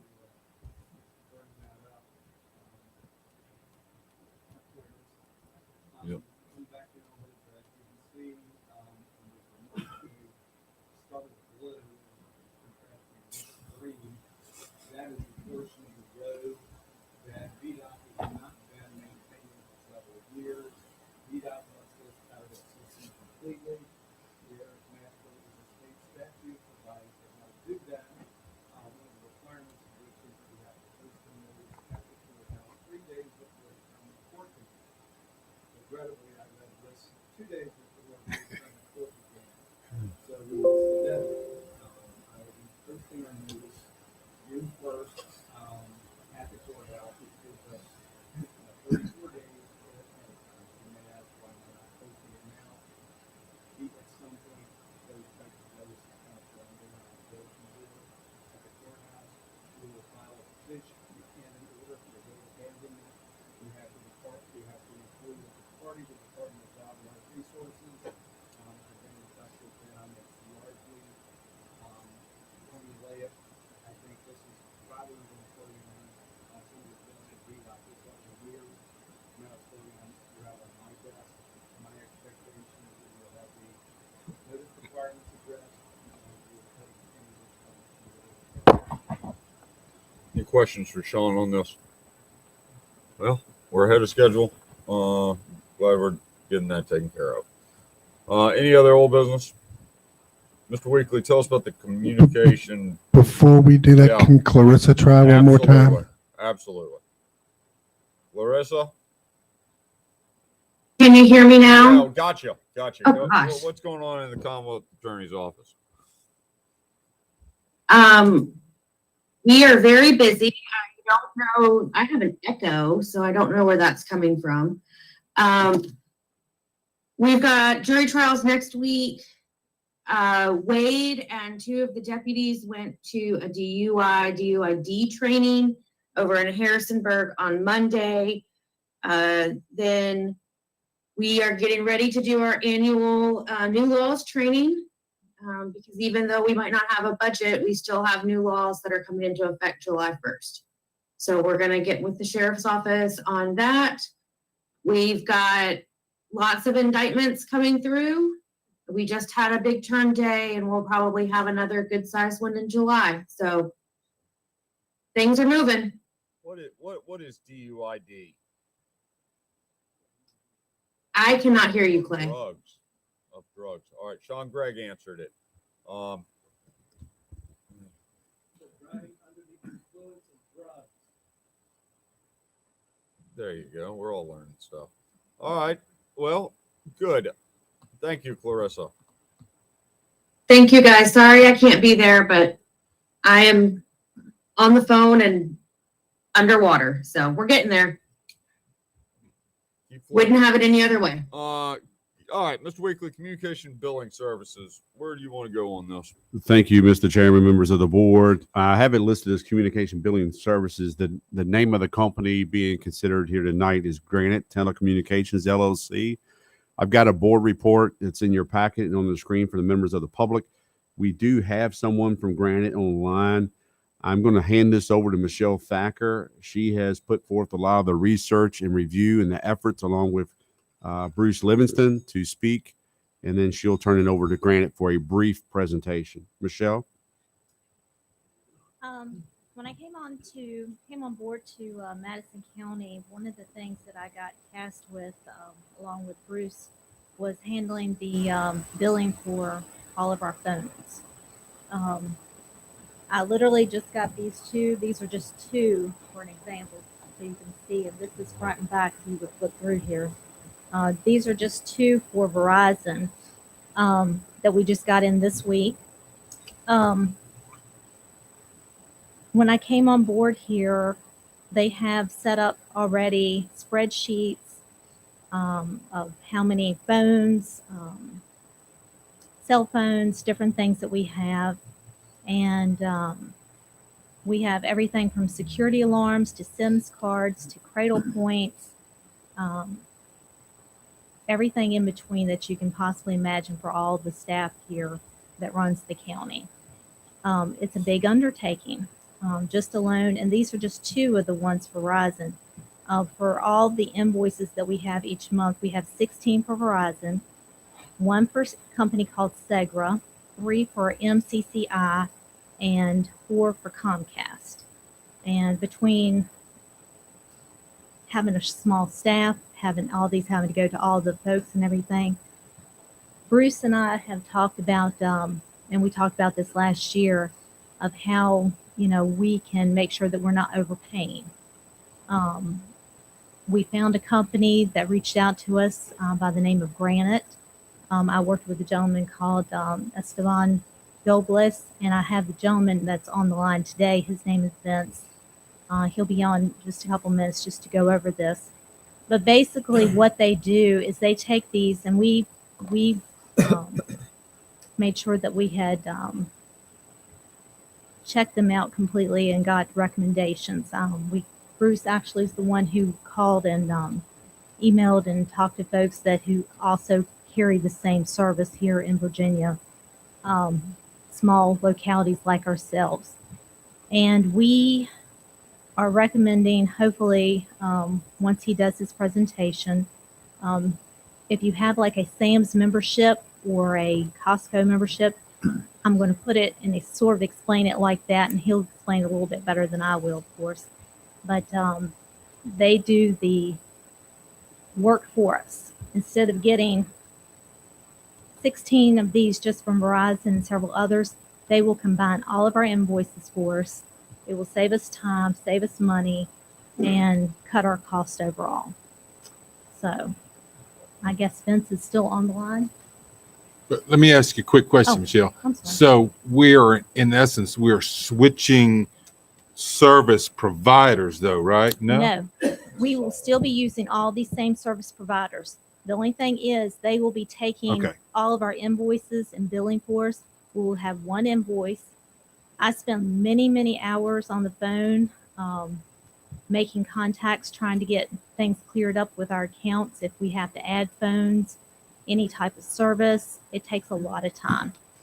If this company, once he comes on the phone and gets doing his presentation, I will have one contact person. If I need a cell phone, if I need a SIMS card for a Cradle Point or something like that, I pick up the phone for one person and they take care of all of it. When the bills come in once a month, they'll already be pre-coded. I won't have to send them out to all the different departments for approvals and different things. I'll be able to see it. And the spreadsheet that I have to keep up with now, I have to go and break it down. You've seen the budget process and how each department has all their telephone bills each month. I'm the one who goes in and breaks that down each month.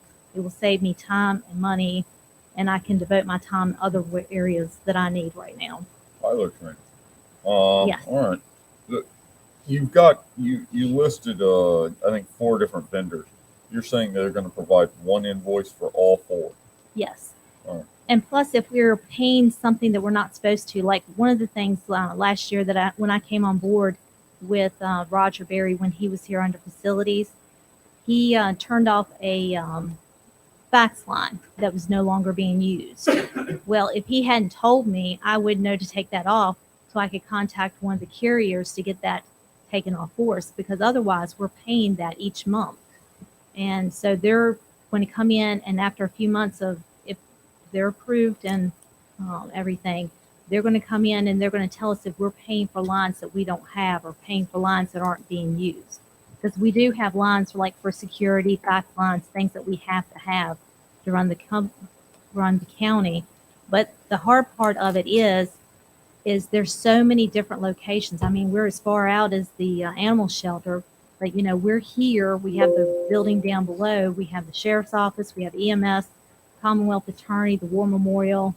We have so many different locations. It's hard to keep up with all that. And if some of this infrastructure and different things was taking place before I came on board, so we don't know what we have and what we don't have.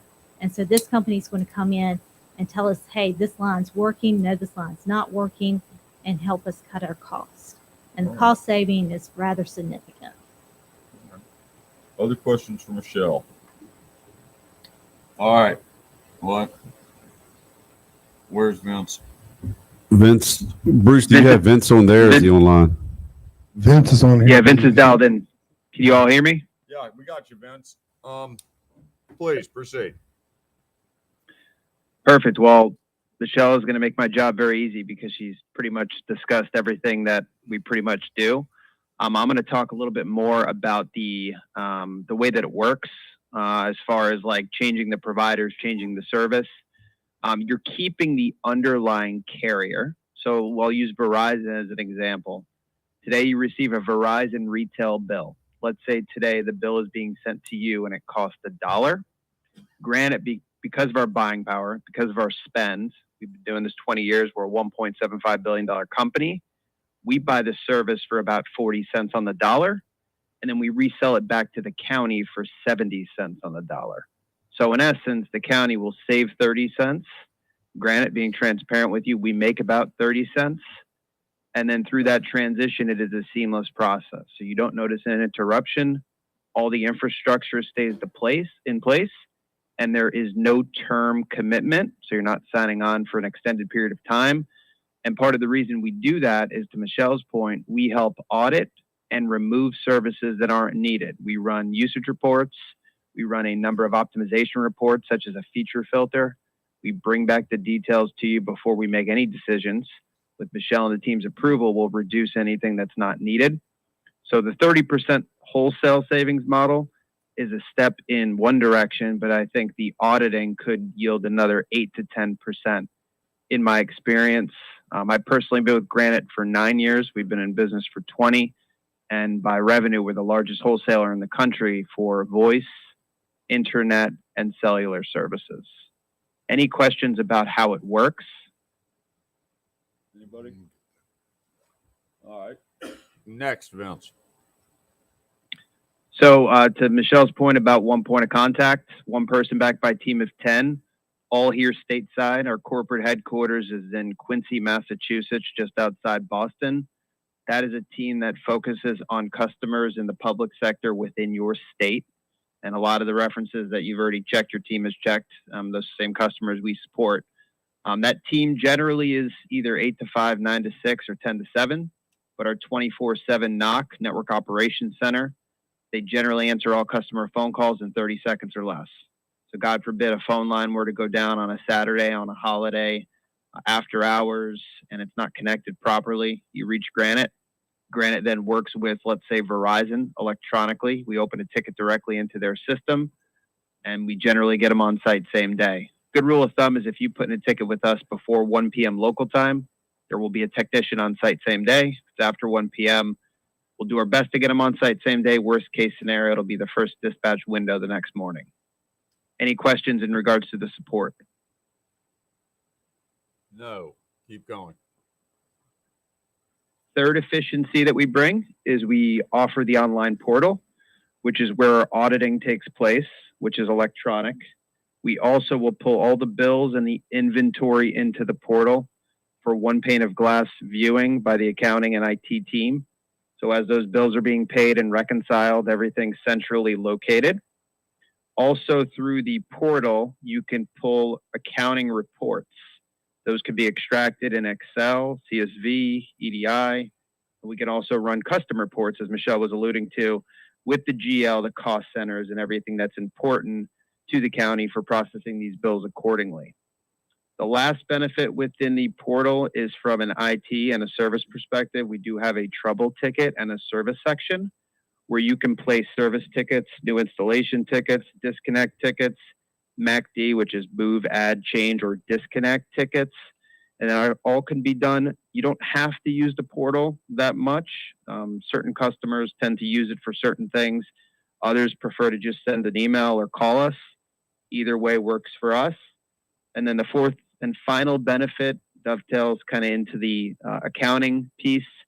If you guys need us to provide you with that bill and sent directly to you, if it's in Excel or if it's in CSV or if it's in PDF, we can do that, and we can also send a paper copy if that's needed. No additional charge for any custom reporting.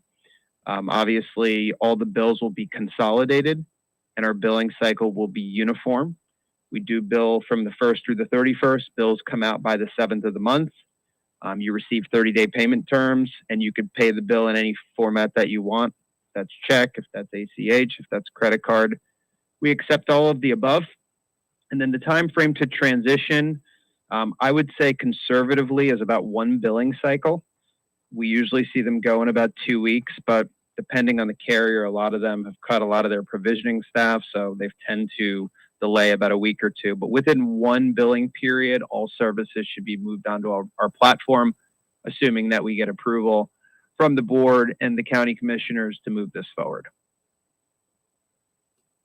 All right, questions for Vince?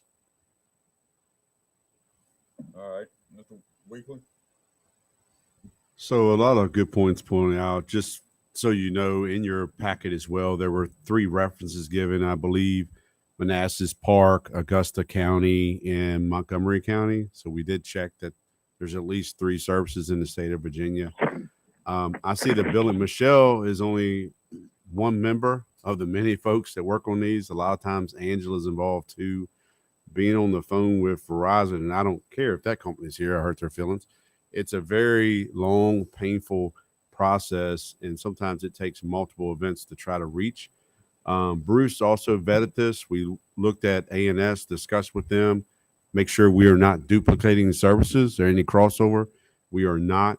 We also wanted to make sure that this wasn't going to cause service interruptions because we have a lot of essential services that need their phone line. So it was clear as they explain it, how they're able to purchase, how Granite is making money, and how they're able to pass that savings along. So with the information that you've been provided, I recommend it to the board for consideration of approval. Questions for Mr. Weekly? Michelle, what would y'all like to do there? So Jonathan, so a number of staff reviewed this. I assume you, Michelle. I mean, did people like Gavin and, well, obviously Bruce, Brian Gordon, Bruce, Michelle, and myself Okay. and ANS were part of the review. ANS portion is make sure there's no crossover of services. Right. Of course, Brian with E911. Yeah. Different lines. I've got a couple of reference letters if y'all want to, are interested. Well, what do they say? They say, it is my pleasure to recommend the services of Granite Government Solutions to you. During the past year, Prince William County Public Schools has contracted with the vendor to migrate 1,000 plus POTS lines. POTS is plain old telephone lines. That's what that means. Lines account under the management and support. We have held weekly progress meetings before, during, and after migration with minimal issues. Weekly reports were prepared and shared to reflect specific phone lines that had been migrated in the process or needed attention. We have also submitted work orders to Granite for new service and have had a positive experience. My team and I feel confident that the Granite team management and support of our telecom accounts needs. We look forward to continuing the partnership with them. That was Prince William County. So they're pretty huge. I got one more. Yeah, who else you got? This is for Page County. This one's pretty long. As a vendor, Granite has worked hard to provide exemplary service for the pre-sales to post-implementation phase. When initial contact was made, I provided roughly 60 lines of billing data from our previous character which were parsed into potential savings and migration plan documentation that Granite presented to me. Savings thus far appear to be as promised, averaging nearly $4,000 in annual saving, and that's for them. It goes on and on here. The last paragraph is, since then, it has been nothing but smooth sailing. Simplified and unified single invoice saves additional money in both time and processing costs, lowering accounts payable and department paperwork. I would highly recommend Granite and have to anyone that asks. And I also talked to the people at Manassas Park. I couldn't get the guy off the phone. He just went on for 30 minutes with goo, goo, goo, love, love, love. So Not a lot going on in Manassas Park. So, Mr. Chairman, if you look at the summary of information that's on the board, it's approximately a savings of $25,000 a year. Now, if you take out the cost to us, I just annualized the monthly service that Granite has in their proposal. It's roughly $3,000 a year. So that's based on their numbers, not to include, I think Vince said that sometimes they find an extra 5 to 10% during an auditing phase, but that is the numbers that we anticipate save. So a net of 22,000. There is a state cooperative contract in place that allows us to ride it. However, I wanted to get the board's blessing if you want to move in this direction. What would y'all like to do? Questions, comments, thoughts, motion? Seems like a pretty big no-brainer. Yeah, Mr. Chairman, since we know that Bruce is such a skeptic, and if he's behind this, then I move that we approve the Granite proposal and authorize the staff to execute the agreement. Second. Motion made and seconded. Further discussion? Hearing none. All in favor, signify by saying aye. Aye. Opposed, same sign. All right. Thank you, Vince. Thanks a lot, everyone. Have a nice night. Michelle, thank you. All right, Mr. Fry, tell us about where we're at with the budget for FY22. Chairman, members of the board, and citizens, I'm just going to give a update as of April 30th of 2022 on our financial condition. And I think I would like to start with this schedule, so that's fine. This is an update from what you guys got on probably the Friday package. I realized I had put some revenue amounts in from FY23 projections, so I corrected that. So basically, let me just tell you the layout first. This should be similar to what it is similar to what you've seen in the past. I started with this page is the operating funds, which includes all funds that Madison has, except the capital project funds, the school and the school cafeteria funds I have grouped together. And then the agency fund, which there was only a small amount for that. And this would be very similar to what you're going to see and have seen in the past in your CAFR. At the end of the year, the audited financial statements. So I simply laid it out again, budget year-to-date actual as of April 30th, show you the variance or in the case of revenue, the unrealized, in the case of expenditures, the available funds. Then I showed a percentage for that amount year-to-date. And then I added some columns to show you what my projections are for June 30th. And before I go into any of the detail, I'll let you know some of my assumptions. I separated all the personnel and fringe benefit costs and basically assumed that we already had 10 months of information booked on the year-to-date actual. So I just added 2 more months of payroll and fringes to come up with those costs. On the operating cost, other operating costs, I basically took the year-to-date actual and divided by 10 months multiplied by 12 to come up with the projection. And then on capital expenditures, I pretty much assumed in most cases that all the capital would be spent. And when I say capital, I'm talking about capital outlays within each and every call center or department. I assumed that all of that was going to be spent by June 30th. On the revenue, I used some information that was gathered for the FY23 budget development, and I tried to project what I thought the revenues would be for June 30th. I consulted with our treasurer on a couple of items to make sure that I knew what was going to be collected by the end of the year if I was maybe incorrect in some of my assumptions. So that was kind of how I approached this.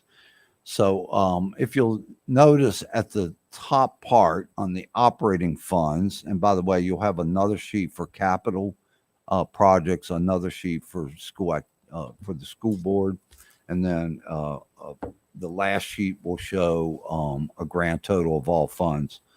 On the revenue, I'm projecting, I can see my computer a little better than the screen, so hold on just a second. So I'm projecting right now for the operating funds that we're probably going to be short on total revenue by 487,000. But if you notice, there's a $2 million shortage under federal intergovernmental revenue, and that's primarily the ARPA funds. And let me explain why I'm projecting that. No matter what we collect on the ARPA funds, none of it is going to be recognized as revenue in FY22 because we're not spending any of the money yet. That money has been set aside for the broadband project, and we haven't spent a dime yet on the broadband. So what's going to happen at the end of the year when the auditors come in, all the revenue that we do collect on ARPA will be deferred revenue on the books until FY23 when the expenditures show up. So I'm projecting that we're going to have, if you will, a shortfall there of 2 million because we budgeted all of the ARPA money as revenue. Other than that, you'll see that I've pretty much I'm showing you pretty much what you've seen in the FY23 budget development on the real estate taxes or the property taxes, other local taxes. There is one item I want to point out under miscellaneous revenue, and we collected $650,000 basically from the rescue squad, which is really a return of money that you guys gave them over the years. So that is showing up right now as a quote refund or a revenue. I'll say refund, but that money really what we are thinking. It's not been presented to you yet, but that money probably will be set aside as a reserve and fund balance. But in any event, the 770,000, that's the reason that number is so large. It's including the 650,000 that was not budgeted, was unanticipated. Alan, slide down just a little bit so we'll see the bottom. Next are the expenditures. And on the expenditures, again, I explained some of my assumptions. But basically, all of the projections based upon my assumptions, everybody's doing fine. And by the way, you're going to see some more details. So I'm going to give you a summary first, and then depending on how much time you guys want me to spend on it, I do have detail to back up all the expenditures and all the revenue. But basically on the expenditures, you'll see that I'm projecting that we're going to come within our budget, except maybe one area, and that's the very first line, which is the general government administration. And of course, I have a list of reasons why. One was the budget adjustment that you passed tonight, and that was for the finance department, which is in that category. And there's some other areas, some other call centers that we're kind of watching closely. And when I say we, Michelle, myself, and Jonathan, all three are watching the budget for everyone. And as we get closer, our plan is to probably come back to you in the beginning of June or maybe the end of June. And we might have some other adjustments to make to move money around to make sure that everyone's covered. But right now, we don't feel like that we have a problem, and that we might be able to either slow our spending or come to you with a budget adjustment for a interdepartmental adjustment, or possibly moving money from one department to another department. So we're monitoring that, and we'll bring that to you again, probably on the 1st of June or at the end of June, if we see that someone or one area is going to need to have a boost, if you will, in their appropriation before June 30th. So at the very bottom, again, this is similar to what you will see in the audit. It shows the excess or deficiency of revenue over expenditures. And then I'm showing the transfers in, transfers out to all the operating funds. And then I come up with a net change in fund balance, the beginning fund balance, and then an ending.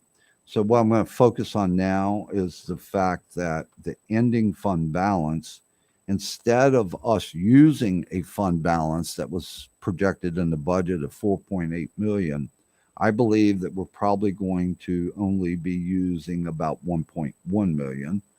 And therefore, we're actually, if you will, increasing over budget, increasing fund balance by about $3.8 million.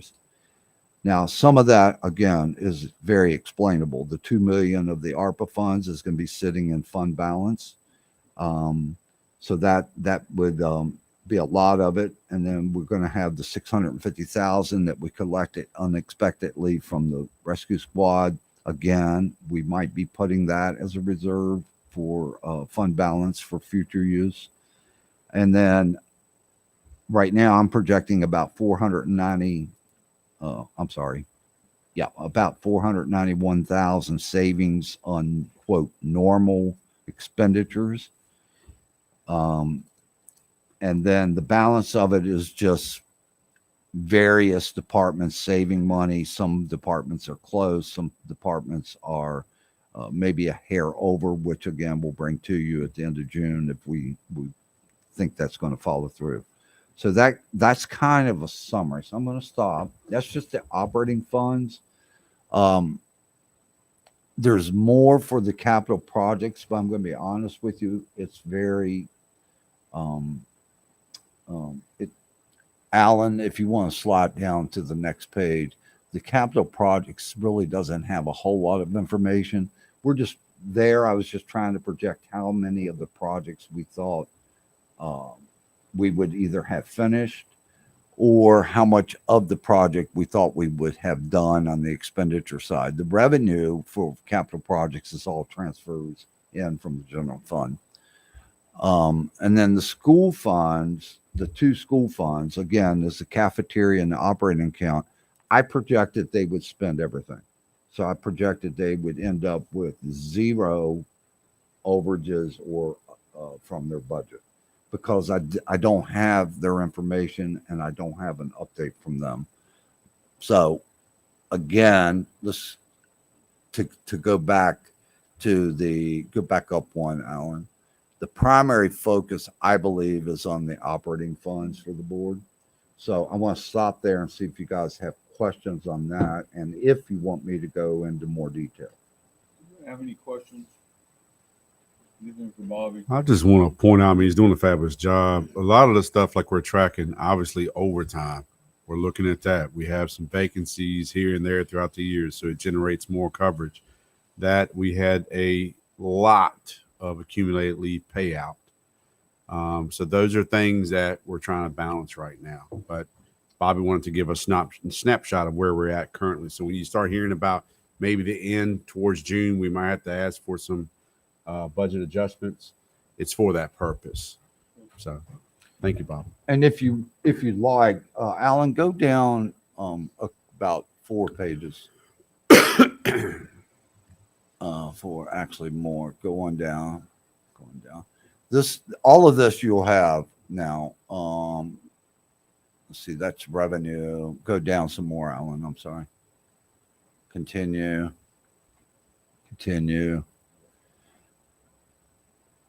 Okay, stop. Okay, so this schedule is call center expenditures. This is what you're used to seeing, departments, if you will. So what I've tried to do is highlight it. You'll see there's a highlight under auditor right now in the actual year to date. This is April 30th. We're already a little bit overspent in that quote call center. We're not over in the total department, and we're not over in the total function, but we are over a little bit in that area. So what I try to do is highlight these are the ones that we're targeting and that we're watching pretty closely. I'm almost positive in the case of the auditor, we're probably going to need to come back to you with a budget adjustment if we see that the entire department is over. Because we know what that's about. We know why it's there. And it's basically Robinson Farmer Cox, Mary Earhart. It's all those items that we've just spent more than we had budgeted. But again, we want to wait because there's no need for you guys to approve a budget adjustment if overall we're going to be okay and we don't need to quote move it for a legal reason. So that's what we're watching.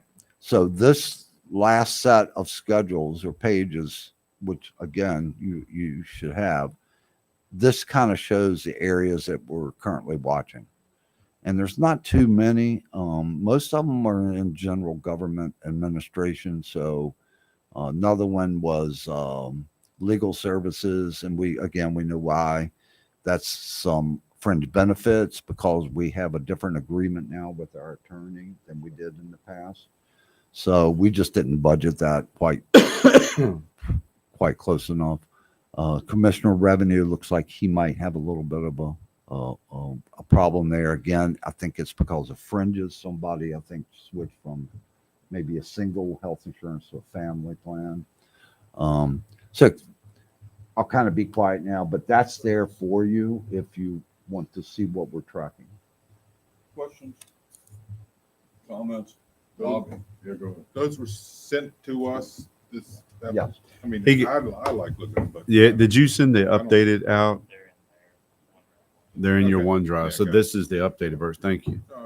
thank you, Bob. And Bobby has the back data, as you're saying. I mean, if you want to drill down into a specific call center or Yeah, just call me, text me. Easy to get in touch with. No, thank you very much, Bobby. I mean, super important information that we all need to be aware of. And hopefully we've adjusted a lot of this for this upcoming budget. So, kind of honing this and making it more efficient. And we'll reach out to the schools, see if we can get some year-to-date numbers, just to see what we're tracking. Absolutely. Questions? Thank you. All right. Let's do the Graves Mountain. Let's do the Graves Mountain Farm Lodge music permit. Mr. Weekly. Thank you. Forgive me, Mr. Chairman. It's allergies, so I'm not coughing other germs on the people. So before you here tonight is the music event permit application. They have their Bluegrass Festival coming up. There has been one change made, and that has been recognized in the packet or the updated packet you have before you. We do actually have the applicant's signature. It's just a minor overlook. However, that's why the recommended action said approve application conditional upon receiving the signature. County staff has received and reviewed the application. We feel all requirements of the application have been met. Again, we've received the signature, as Gavin mentioned earlier, as he does with all of these events, and we really appreciate him. He goes out individually, and we don't just look at the prior year, even if it's multiple years. Does that work? I mean, yes, it gives him a baseline, but he looks to see if conditions change.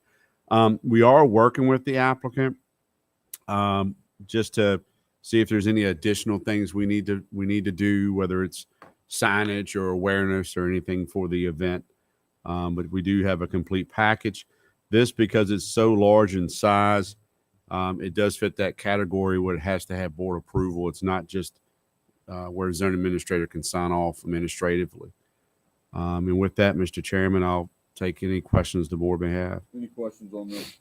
We have an event from the June 2nd to the 5th by Graze Mountain Music or Graze Mountain Farms for their music festival. What would y'all like to do here? Mr. Chairman, I move that we approve this request. Second. Motion made and seconded. Further discussion? Hearing none, all in favor, signify by saying aye. Aye. Opposed, same sign. Thank you. Thank you, Mr. Whitfield. All right. Any other new business? All right.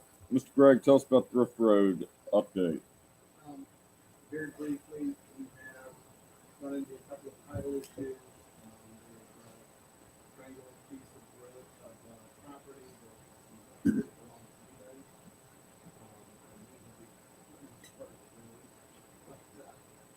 But the title company purchasing the deed and come up with a resolution. I can clear at their insistence. Title court for these properties. After the report sitting here, Thursday. Questions on Thrift Road? All right. Good luck finding that triangle piece of land. Mr. Weekly, we've got some public hearings coming up. You do, Mr. Chairman. Originally, at our last meeting, we talked about having 3. Mr. Gregg just explained the Clore Road will be further. That goes through a circuit court process. So that will be one less for the 24th. That probably saddens you. You were looking for multiple public hearings. We did keep 2 on the books for you, though. You will give a public hearing for forestry exemption consideration. As you all know, the Virginia Loggers Association and local loggers were in attendance at the last meeting, as well as the lease of property at Hoover Ridge. That will be considered on the 24th. So those are the upcoming public hearings that we have scheduled and that has been advertised. Questions on either of these? Mr. Weekly, thank you. Anybody have anything we need to discuss? Tracy, did you plug the Business Expo? I think you did that. So just a reminder, next Thursday from 1 to 6 at the Firehouse. Firehouse, right? Is that where we're having it? So if you can make it, we love to have you. All right. Good luck. Public comment. Public comment. Public comment. Yes, sir. Can you come up and talk to the mic so everybody knows? Thank you. Good evening, everybody. I don't know, is it on here? Yeah. Hold it. Hold it. Yeah, don't stand like that. You got Yeah, hi. Board of Supervisors, it's Greg DiNapoli, Atlanta, Virginia. I'm not sure. I'm sorry I didn't get here at 4. I've got some kids at the baseball field, and I want to get back for that, as Dustin knows. But I don't know if you all had discussed the update on Leathers Lane or not today, or no. Okay, so just an update. I was not here at the March meeting when you all discussed and heard requests by the residents at 450 Leathers Lane to do maintenance on Leathers Lane. And I really do appreciate you all, especially Clay. I heard that, the response from the board was, let's just leave it alone. Let's leave the road alone. And I agree with that. The road is passable. Water does drain. There's one spot where it has created a rut. But frankly, it does slow residents and, delivery trucks and other vehicles down because it comes, around Mark Ulis's house. So to me, the rut is not a concern. Some of the residents up there that come up for the weekend, I know they would like it repaired, but I think we should just let it be. And unfortunately, Darrell Whitby has continued to do work on the road, groom the road, seeded and sodded on, not sodded, but seeded on one side of the entrance to Leathers Lane. So he basically, dismissed every request that you all made to him, basically saying, please do not perform any maintenance on the road. So, to me, the road is a side story. You all, I think, are aware of the harassment, intimidation that continues. He was out the other night yelling and screaming in drunken stupor. I'm not calling the cops because there's nothing they can do. He turns the light off and runs inside. I left Alexandria, was in Alexandria for 20 years, and I had never encountered anything like this before.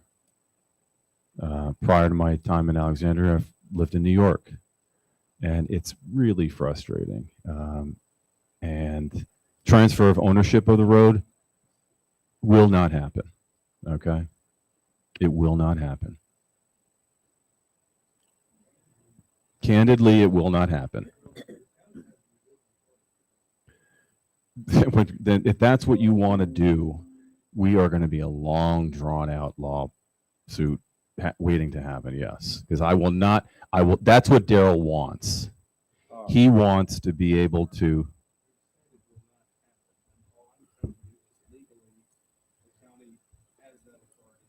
The county created this mess. I would like to see the county. I see shaking heads. Okay. The county. I spent 8 months trying to talk to Daryl. It's a fight back and forth, back and forth. Most of the folks up there, they're there on the weekends, right? I'm his neighbor right across the road. Sean, if you want to come up and live in my house. All right, address us. That's who it is. He's Sean's speaking, so I'm. Now, if I could. Go ahead. We got a problem with the neighbor. It's a huge problem. The road is satisfactory at this time. Absolutely. That's where it is. Right. All right. But there's one resident that's maintaining the road right now. He's on the road. He did it today. He did it last week. And look, the rolling the eyes. I get it. I get it, man. Come on up and live my road. Come up on my road. Daryl and his daughter pinned my 10-year-old and 13-year-old boy in the corner of the road. Okay? He almost ran me over with his truck and my dog. Okay? He followed my wife twice one afternoon. 2 weeks ago, he's following Brian and Charlotte Lenhoff. This is unacceptable. It's unacceptable. I tried my best over beers to talk to him. He wants nothing to do with any compromise. Everyone up there has compromised. Everyone. Now, some of them do tit for tat. They do. I don't. That's not what I do. If I see, branches and cones in the right of way, I'll move them. Yeah, but that's not tit for tat. That's what he's in right now. So I'm open to ideas. I'm open to anything. Right, Sean, I apologize for right, but okay, yeah, and the cops showed up at my house one Saturday, right? How'd they show up at my house? Go, this is history, but I'm telling you a little bit of history, just with me in a year.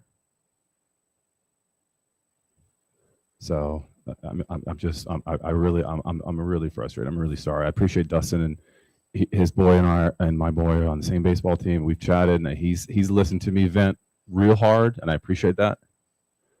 But something's got to be done. Something has to be done. I really. So what's Daryl doing up there these days? So Daryl's starting to see, and if I understand correctly, it's just a domino effect. He starts to seed, he starts to rake the road, he's back out, grooming the road. It's harmless so far, yeah. And it's just it's a domino effect. It starts small, and you take gradual steps. And I think the fear is that in 6 months they'll be in the same place they were 6 months after 6 months. So, Did we receive a receipt from the No, and he was told at your last meeting by you all to not touch the road. He came in the following day. I don't know if he was making a request or we went through. I said the board said last night no one touches the road. And that's just where we're at. We have not heard personally from Mr. Wibby or, since that time, but that's what he was told at that meeting. We need to send another letter of cease and desist. Same thing. Yeah. Although we did empower the residents up there to privately,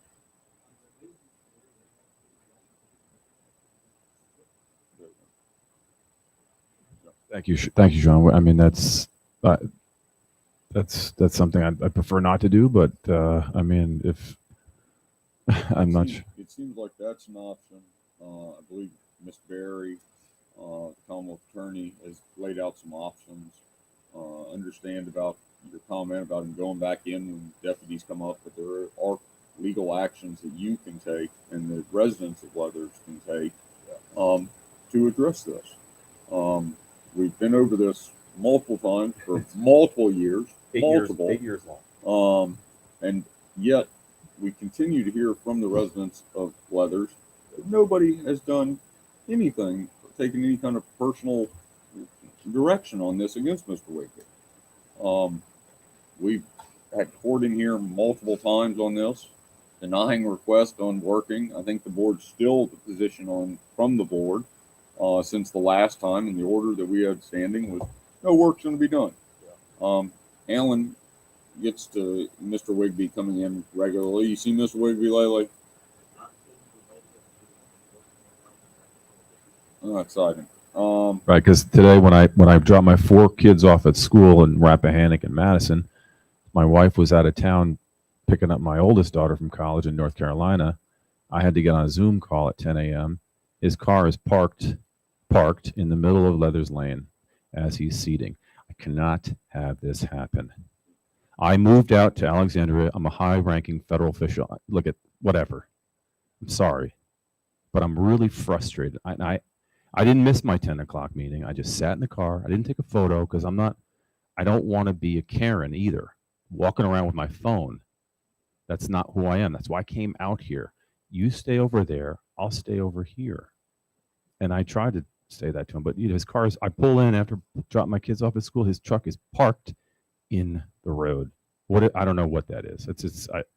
He's blocking my egress to my house, right? And it seems like you have some legal course of action that you can take. Sure. If you want to go down that path, you can. I appreciate it. As far as maintenance on the road, that is where we are at this point, and it's a no maintenance agreement at this point. That's kind of what it is. Yeah. It's been laid out multiple times on how the citizens of Leathers can address this, and that's just that is what it is at this point. I appreciate your time, and again, I apologize for my frustrations and kind of barging on the meeting here, but I appreciate it, Clay. No worries. Public comment, please speak. What it is. All right. Other public comment. All right. We do have a closed session. Got some language here. Oh yeah.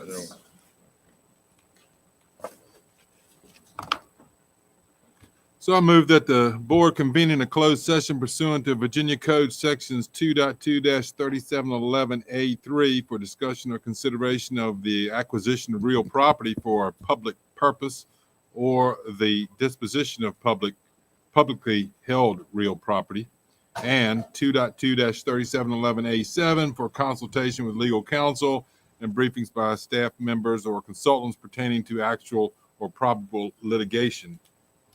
Second. Motion made and seconded. Further discussion? Hearing none. All in favor, signify by saying aye. Aye. Opposed, same sign. All right, folks. Thank you. There probably will be some action afterwards. Yeah. This conference is no longer being recorded.